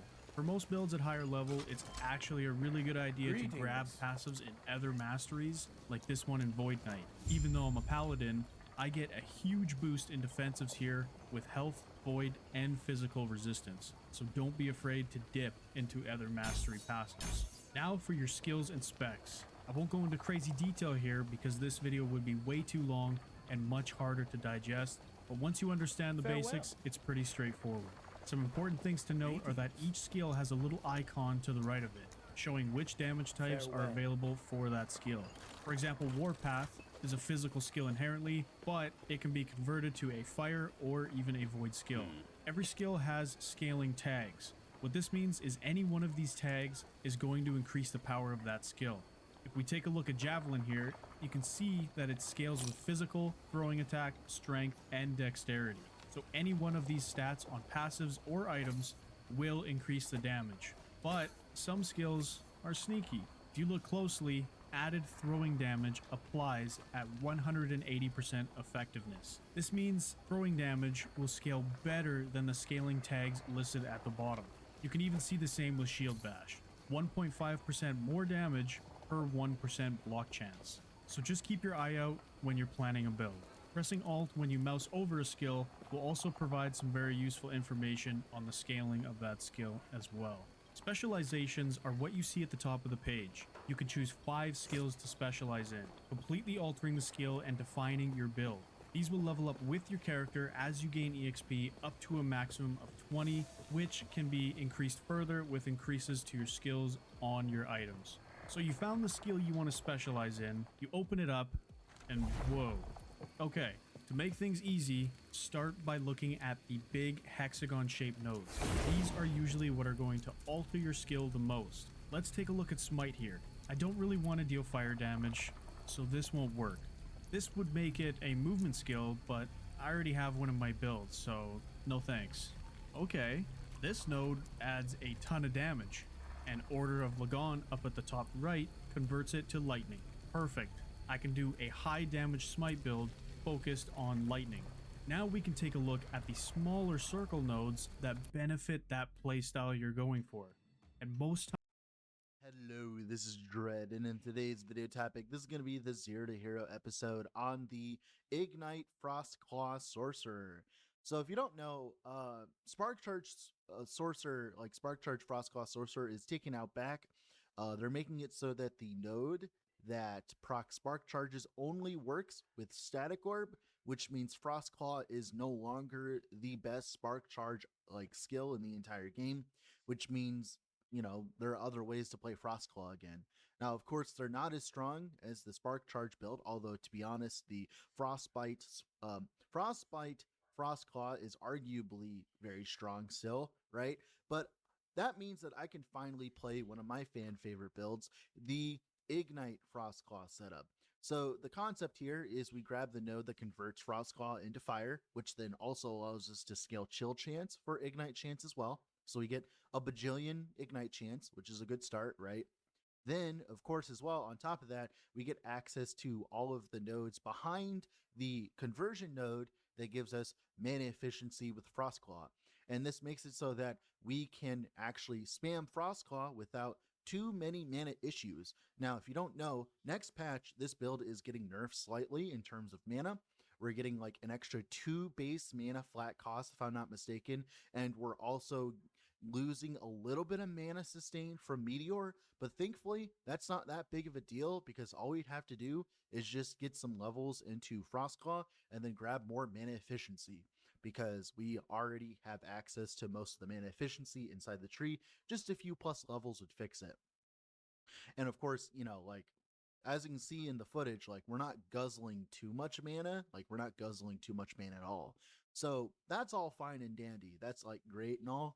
But the reason why I even wanted to play this build in the first place was because like I just enjoy Fire Frostclaw's animation in general. And I'm going to be playing a lot of Sentinels next patch.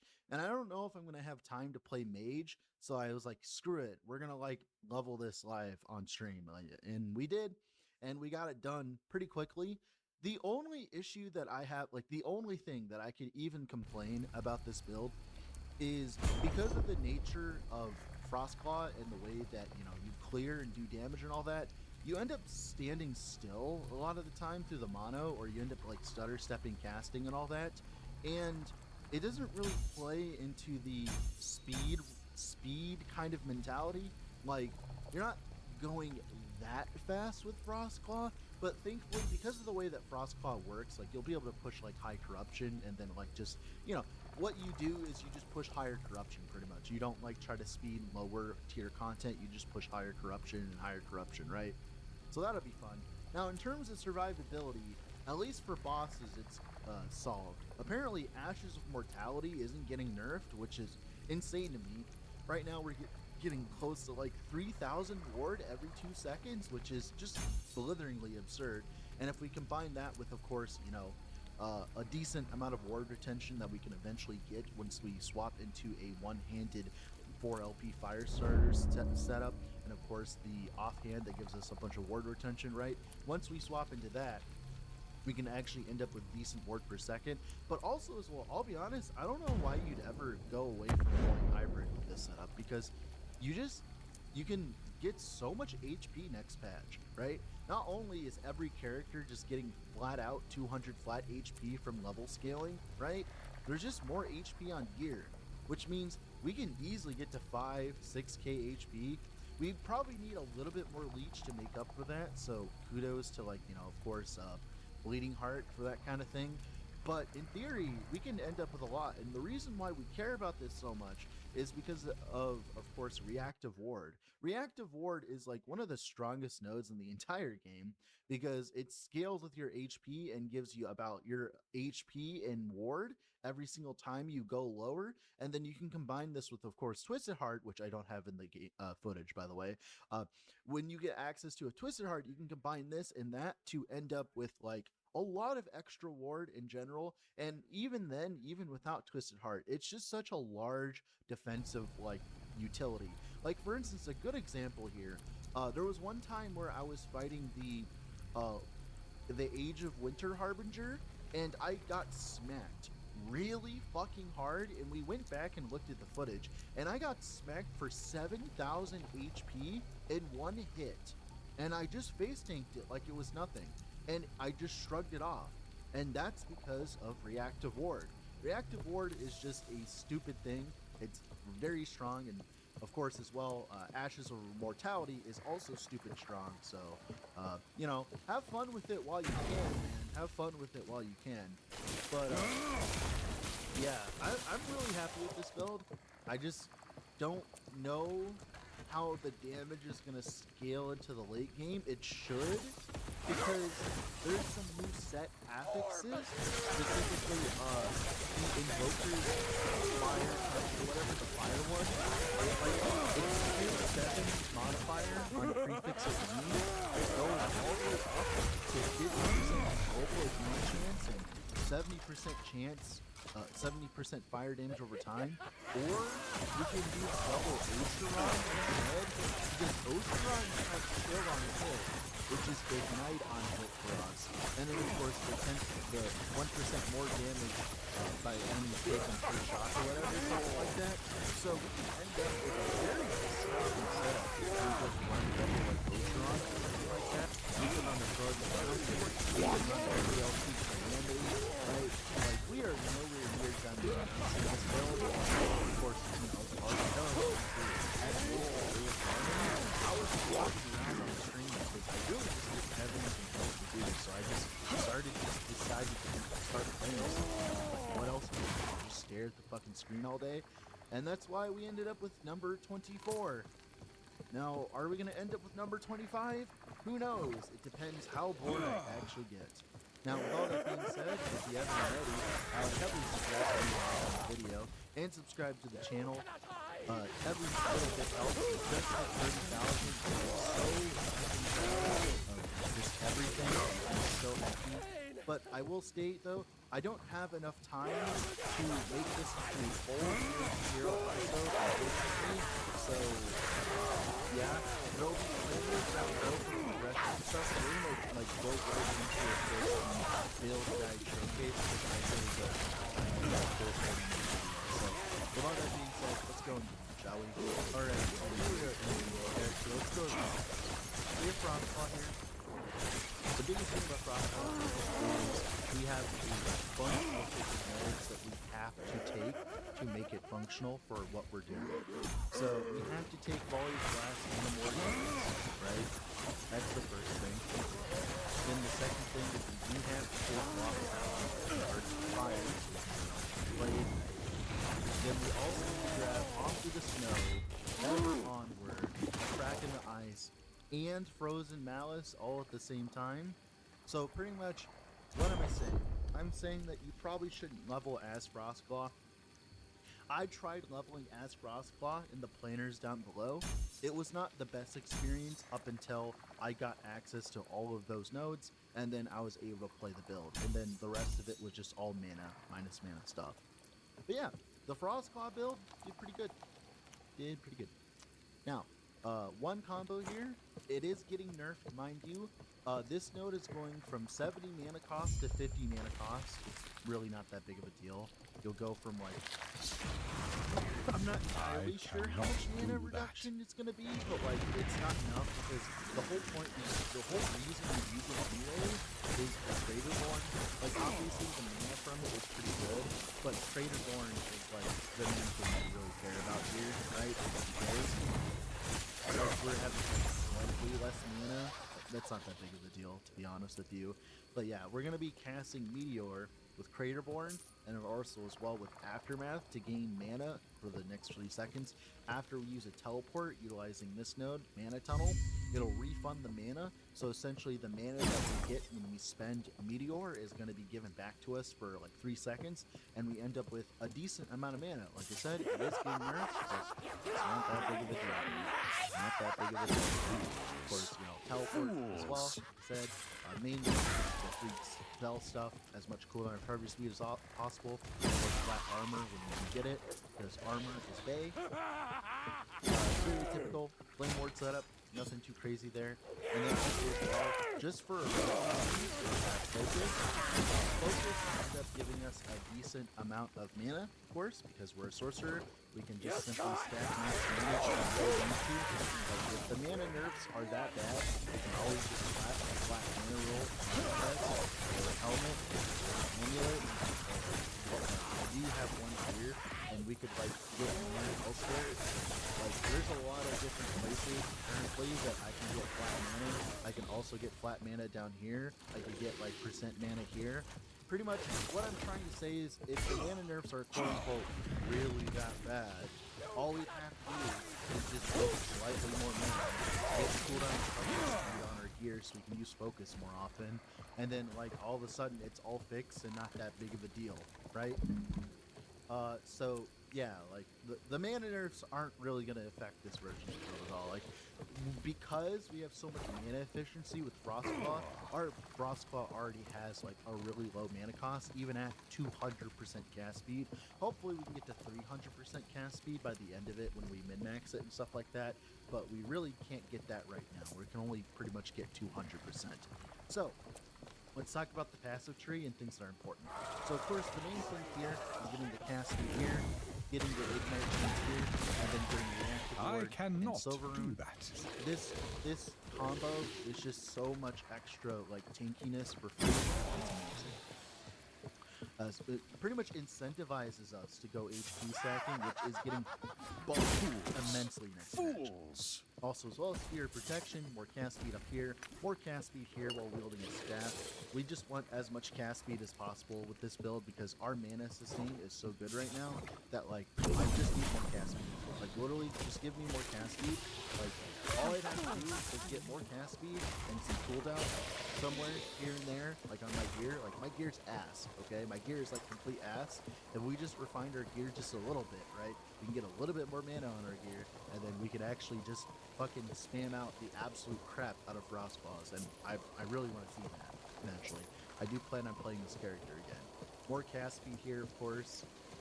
We don't spec too hard into intelligence because we're not like a ward build, if that makes sense. We're a ward adjacent build. Like, we have ward, but ward in the moment when it matters, when we take a lot of damage. That's like pretty much the idea here, is like we generate ward when it matters. Eventually, a Twisted Heart would help out a lot when we have better leech and stuff like that. Although, I'm personally more of a fan of Soulfire, just the amount of damage it provides, so I'm not entirely sure how I feel about that, but I'd have to, like I said, this is a Zero to Hero episode, this is not a min-maxing episode, so, like, we'll get there when we get there, right? Just 15% more fire damage over time and some ignite duration is pretty good. Then 5 points here for cast speed as well, and eventually 5 points here for the refund. Like, remember, all the footage that you saw was without refund, dude. Like, imagine if we had access to refund and a bunch of cast speed. Like, oh my goodness, I'm really excited to like push this build eventually next patch. Also as well, increase mana eventually, and we also get cooldown recovery speed. And that's pretty much it for the passives that are important. Let's talk about the gear. Now, for the gear, there is no required uniques, although early on I utilized a Falcon for movement speed, right? And then I also used an Avarice as well for leech. I then also used, the Calamity helmet until I got a helmet with like ignite chance on hit on my helmet here, Unsurprising. right? So that's cool. I wonder what my But apprentice eventually, would you know, have you made want of like this. a 3LP Calamity. Now, things that are not mandatory but you probably want to grab, you want to use all your Soulfire Bastion keys to get a Ashes of Immortality from Tier 1. Doesn't matter what the rolls are, all you really care about is just having access to Ashes of Immortality. You end up with so many ignites that you end up with like, I don't know, like 3,000 ward per second or something like that. No, 3,000 ward every 2 seconds, which is just literally OP. Even without any amount of ward potential, your ward retention, it still ends up being an absurd amount of like sustain on bosses. Eventually, of course, you would invest into your ward retention and stuff, but I just don't have access to that. Also, the ward retention on Int is getting nerfed this patch, so a lot of fun around. Like I said, Ashes is how good. Like, hell, I didn't even I fucking slam cannot this do stupid that. thing, right? And I slammed my Soulfire and did it for 46 health. Like, dude, the low amount of ward this character has is criminal. Now, let's talk about the rest. So, Paramount, Ignite chance on Fire Hit. Eventually, you probably want Flat for the focus stuff, like I said. And then HP, obviously. Amulet, HP. I don't even have damage prefixes on the Amulet, dude. You can run like an Amulet with cast speed and like elevate damage over time and like fire damage over time, fire damage or maybe mana. My Amulet sucks, man. I think I needed Void Res. Wait, just slap this fucking thing on. My staff doesn't even have elemental damage over time. I'm missing like 200% increase damage. So I cannot do that. But we want cast. People were asking me a lot if I would use the Service Torch, and you'd use one later. Day one, a staff like this is I cannot do that. Chest, it's like pretty much your perfect chest for the most part. You might just seal the fire damage every time sealed one, and then run later when you get a bunch more cast speed. I cannot see. Cool. It's like close. Here on the suffix, if you are gonna get access to double HP, but other than that, it's like fine, it's like whatever. Belt here, elemental damage with time, you get HP eventually. Ring here, eventually you just want like LED dot, shows you like great, pretty much. Gloves here, you'd want a pair, either a pair of atrophies, a pair of fire pen gloves for cast speed, like either one of those would be fine, although you do have some fire damage. It's where I have my frailty currently, but you could like move that wherever else. And then like double HP looks really nice if you use it instead if you don't have atrophies or the fire pen gloves. Then H here, movement speed, intelligence, HP, then for the relic here, eventually you're going to want cast speed, LED dot, and like HP, and you'll be great. Or you can use the physical cards with like cast speed on it, that works too. Either way, you're going to like either get a better profile or get a good card. Either way, right? Then for idols, these mana fish are really strong idols. For us, not only do they get like penetration with their knights and stuff like that, they also as well give us a lot of mana efficiency. This on top of the mana efficiency in the tree is the reason why we can spam out so many frost claws without sucking and guzzling up our entire mana bar.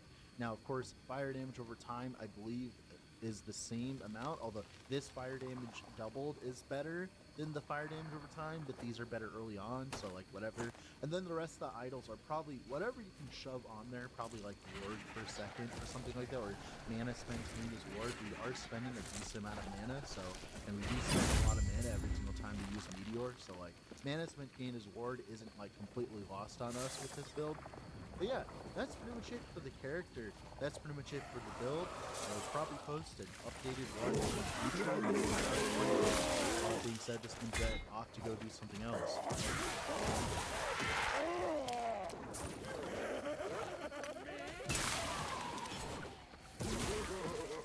Hi everyone, it's Raph.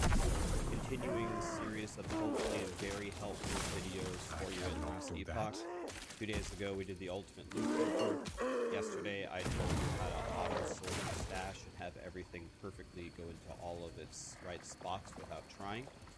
And today I'm gonna try to tackle a very big subject that makes crafting.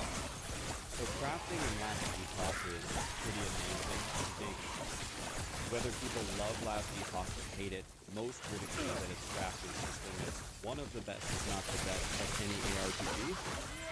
So, I don't have any notes here in front of me. What I was going to do is just very quickly and methodically tell you everything that I know about crafting. Yeah, just that's pretty much it. So let's go ahead and get started.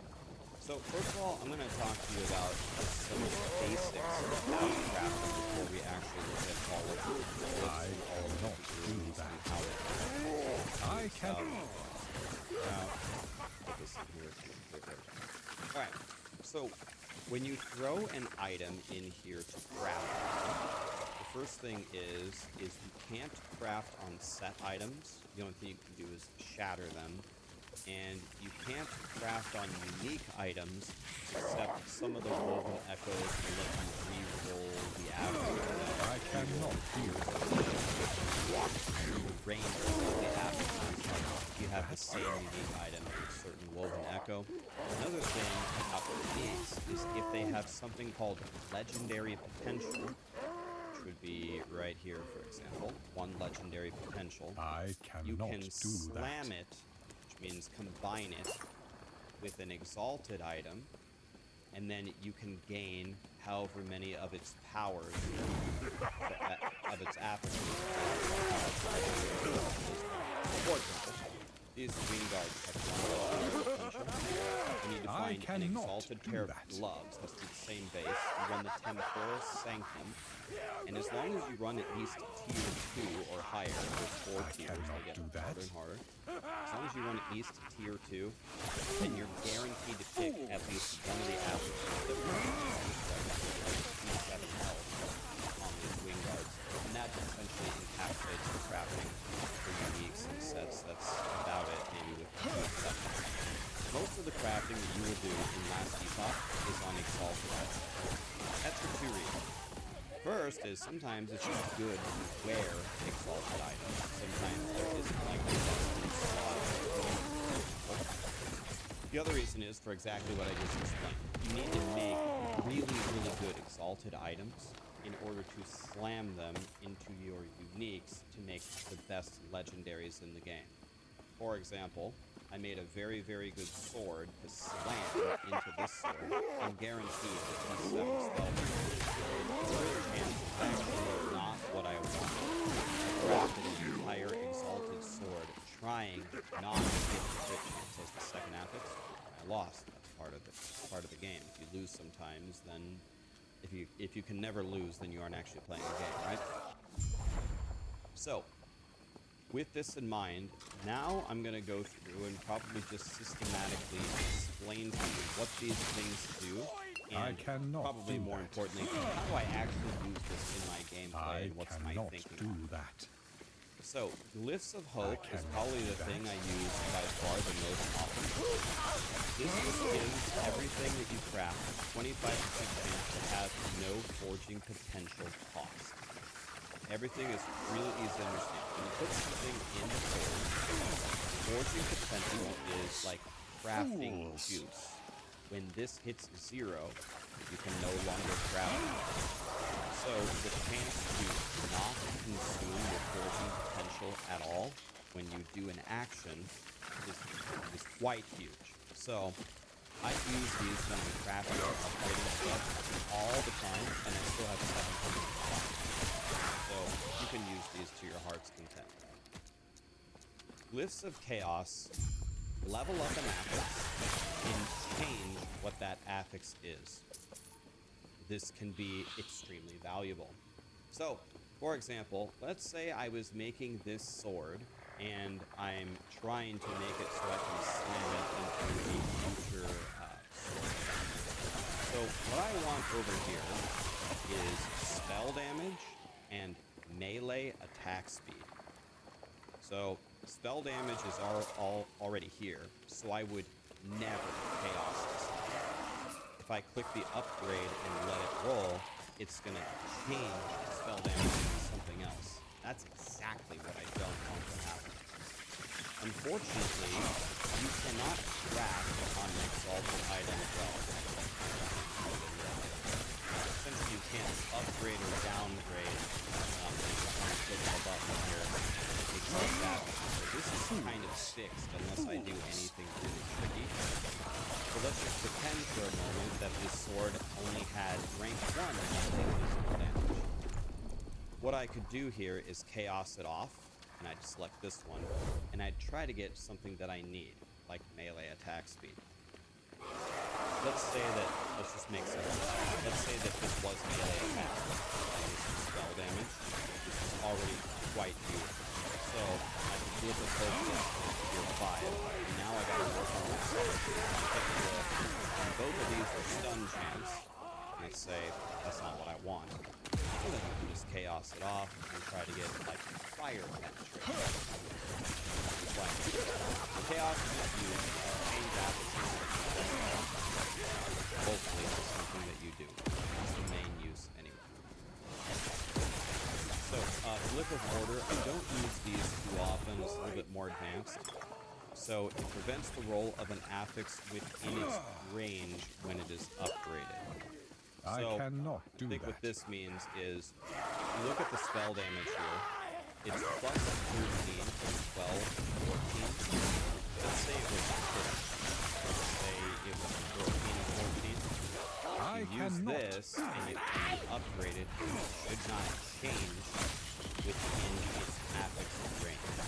So in plain English, what that means is, if you have a staff that you really like, you notice before you upgrade that it's already at its maximum for its range, then you could use this while you're upgrading. Remember, when you choose this, you are foregoing this. This is costing between 1 and 24 forging potential. It's costing 24 to hit this. Right? So sometimes if you're very low on potential and you still have a lot of crafting to do on the other side, you can craft it all the way up to your side. Sometimes it's better to keep it with a Glyph of Despair. Now this one has a very, very tricky functionality. So you can seal an affix instead of upgrading it, and it moves off of the item down here and stays here. So there's two ways to think about this. The obvious way, simple way, is just if you are making, let's say, a body armor, and you have like a very, very low tier 1 stun chance, that's not what you want. You want a fire pen, let's say. Instead of gambling to Glyph of Chaos, you can use a Glyph of Despair to seal it off. So it will disappear and leave this slot open. It will go right here. Now you can just go back to Glyph of Hope and manually craft Fire Pen. Craft it all the way up to tier 5. And now you got it for free. But the tricky thing about Glyph of Despair is, let's say you find an exalted sword that's tier 7, so literally this one, with something that you don't want on. Exactly this one. And again, let's say over here we have tier 1 stun chance.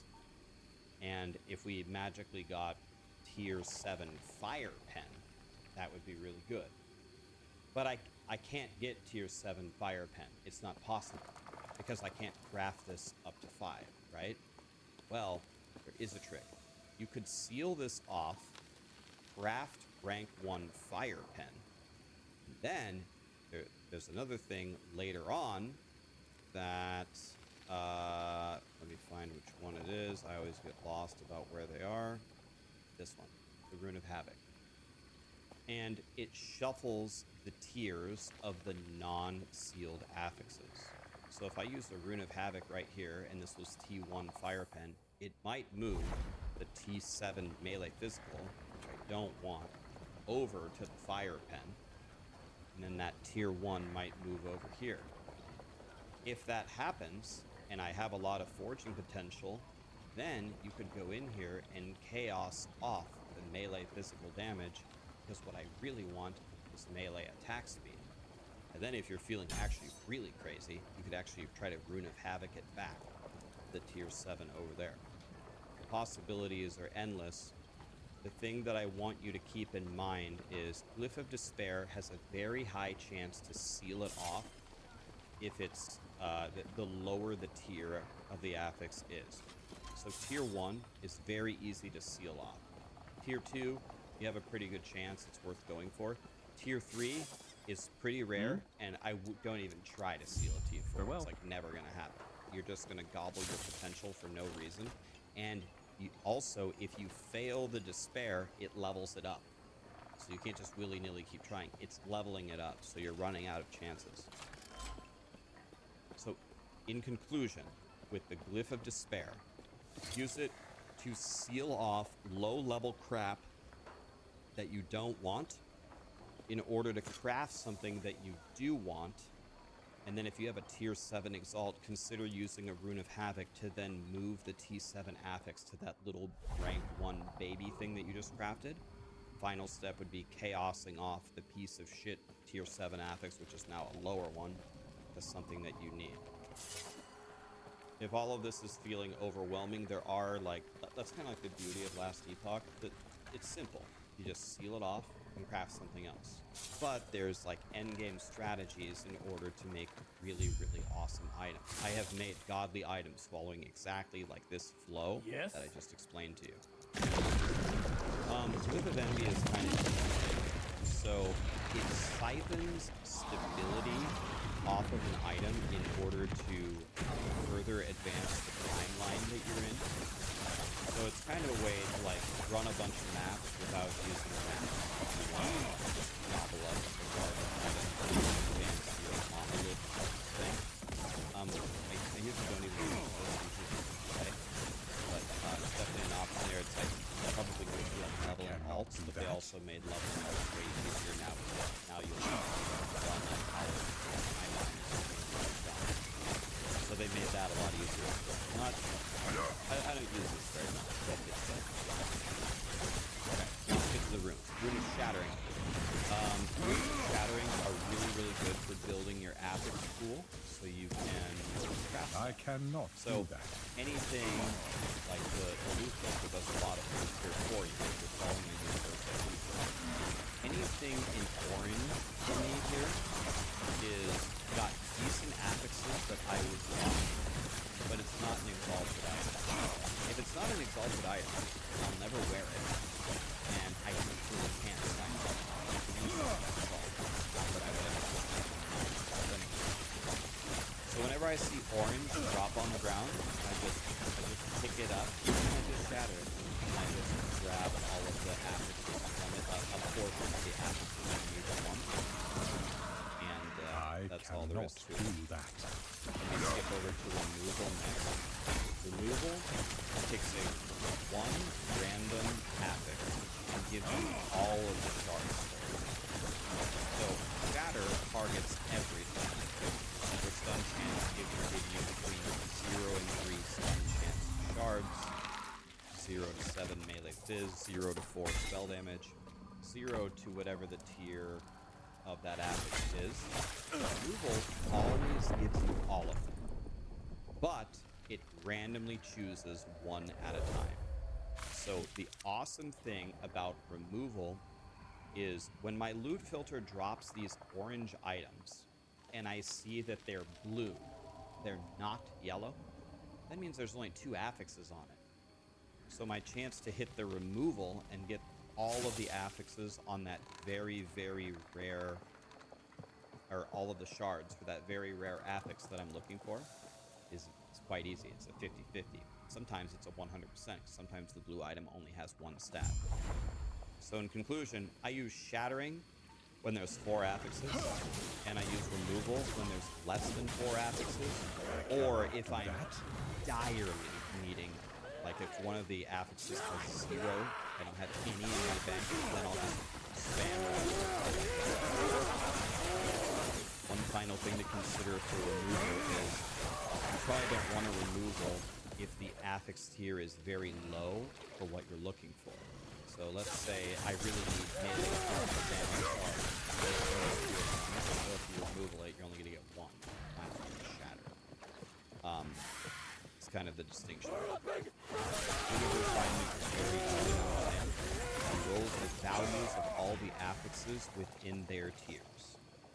So we look at this. If we selected a refinement and we held Alt here, look at on the left side. If we look at the sword, we have 64 melee fizz, and the range of it right below it goes from 51 to 65. So that's already really, really good. So I would never refine this. I only refine an item if it's like a T7 Exalt, and I specifically refine it to the T7.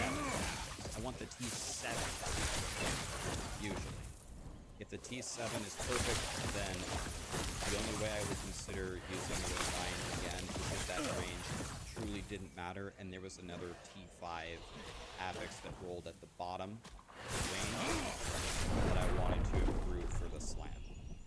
Usually, 99% of the time, you only refine like a T7 Exalt to get the specific T7 affix at the top of its range. I would also heavily advise you, unless you're slamming it into a 1 LP, like you're just moving the T7 LP onto the unique, do a rune of refinement always last, because you need to craft up all the other affixes too. Like if you're doing a 2 LP slam or higher, or if you're gonna wear it, it's way better to fix all the other affixes on your item than it is to get 1 or 2 more melee biz damage on this item. The exception there is if you're just slamming it into a 1 LP, then literally the only thing that matters is the T7, and then you can spam the refinement until you get a very good result. Rune of Discovery is god tier in the early game, pretty much almost completely useless in the end game. What it does is you just take an item and it's got some openings. Any item that has openings, you go into Rune of Discovery, and it will just simply fill it up with affixes. And it does not cost any fortune potential, so it's completely independent. So if you want to YOLO it and you want to just fill up the affixes, this is godly in the early game. In the campaign, you get a sword, it's got 2 affixes, and you just want to throw 2 random ones on there. Rune of Discovery. I do this all the time in the campaign. Not so many uses in the end game, really. Rune of Shaping just re-rolls the implicits on an item. The implicits are the things at the very top. If you hold Alt and look at the very top, the melee damage on the purple sword is guaranteed to be 40. The melee elemental damage is from 40 to 100, and I rolled 63. So that's like below average. And then 9% melee attack speed is toward the bottom. So I got below average and then pretty much the bottom. So my implicits suck. Still, I usually don't find myself using this all that often. The implicit is going to have to really, really matter, and it's going to have to be a terrible roll for a Rune of Shaping to be worth the forging potential. But it's there if your whole item is perfect and the implicits suck. I usually kind of only use this in the end game. Maybe an example of where an implicit would really matter is, like, it's very common to level up as rogue with a Shadow Dagger Falcon, right? Well, when you hit level 27, you get the Chris weapons, and the Chris's roll, I believe, between 35 and 65 crit multi as an implicit. Well, getting that extra 30 crit multi on both daggers is absolutely insane, because you're guaranteed to crit with the Shadow Daggers on the Umbral Blades. They always crit. So 30 crit multi is throwing 1 Rune of Shaping on there, which is insane. So in the campaign, if I find my first crit and it's got 35 crit multi, it's actually, maybe Discovery it. If I don't hit a god affix, Rune of Shaping is for 35 crit multi. Rune of Ascendance, very, very simple. When you want to target farm a unique that isn't a boss drop, let's say Wing Guards, for example, all you do is you set your loot filter to recolor it a certain color. So like items to ascend, I don't need to ascend anything right now, but because I unchecked the rule. But I was looking for rings, and I was ascending rings, and I was making sure that the back ring, the Circle of Fortune, was checked. Because there's a power there on the Circle of Fortune back ring. It says you have a 45% chance for Runes of Ascendance to be preserved when used on an item that requires at least a COF 1. What is all of that? What it means is, if you pick the SSF faction, sometimes you will find items that were given to you from the SSF faction. I cannot do that. Here. Just add one. The way that I know that this one is the SSF faction is in the bottom right corner where it says rank 5. See that little purple eye by it? That's how I know. It requires rank 5 in SSF. So what this Rune of Ascendance does is it takes any item, like a yellow or a blue or a gray or whatever, or an exalt, anything, and it upgrades it to a unique. And you just hit the slot machine, you try to hit the unique that you're looking for. But you don't just want to ascend every pair of gloves that you find. You want to ascend the gloves that require at least rank 1 Circle of Fortune, which is SSF Spellbound. That way you have a 45% chance to preserve it, which means that you just have way more room to ascend it and try. This is one of the easiest ways to get all of your unique or your build that you can starve a unique.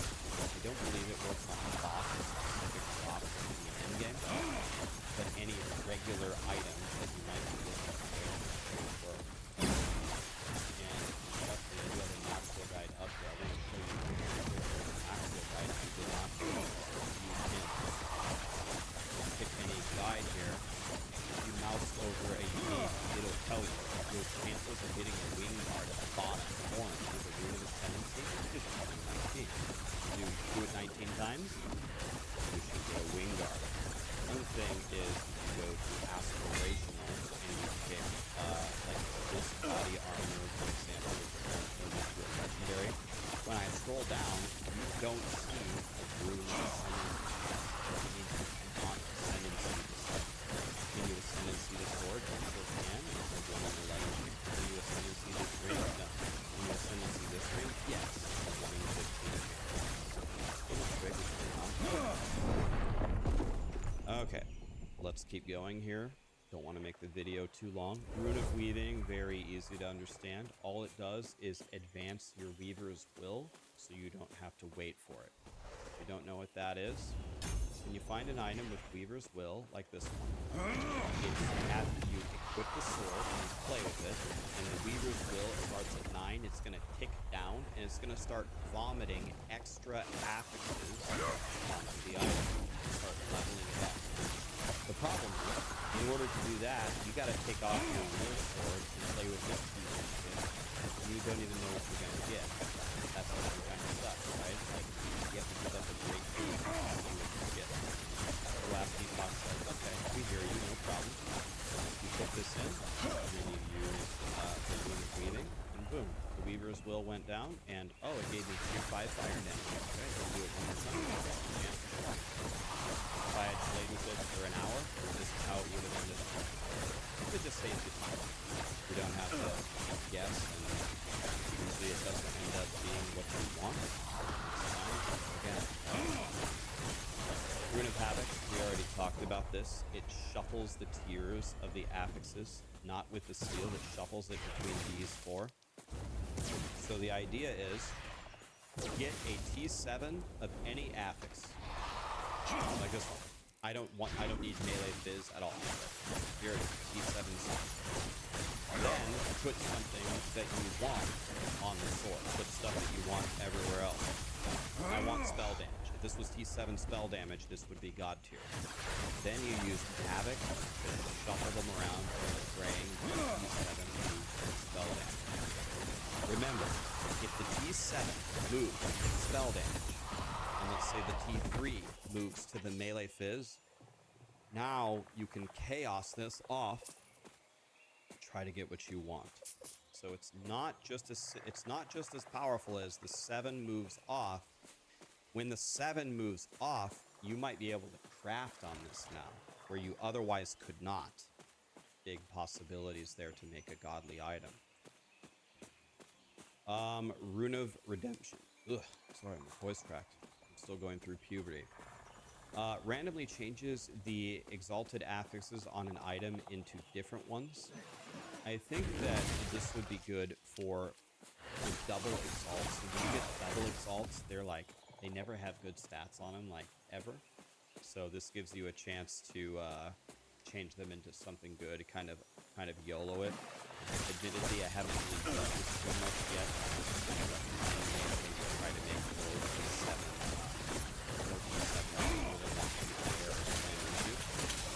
Now the final thing, I know what this is. I think it's the Rune of Creation. This is the best rune by far, which is why I don't have any of them. And by the way, I just don't have any of them. I've never found them the entire season. So they're pretty damn rare. And I believe how it works is, what it will do is any item that you have in here, it will copy it. However, you need to have forging potential on the item.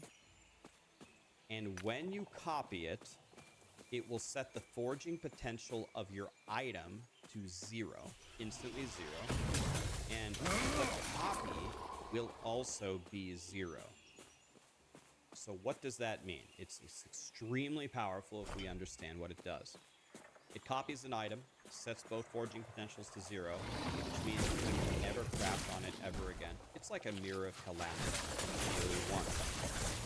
And this is extremely valuable for endgame slamming. I do think I have an example here in my ring thing here. So let's look at this ring. This ring is straight from Mount Olympus.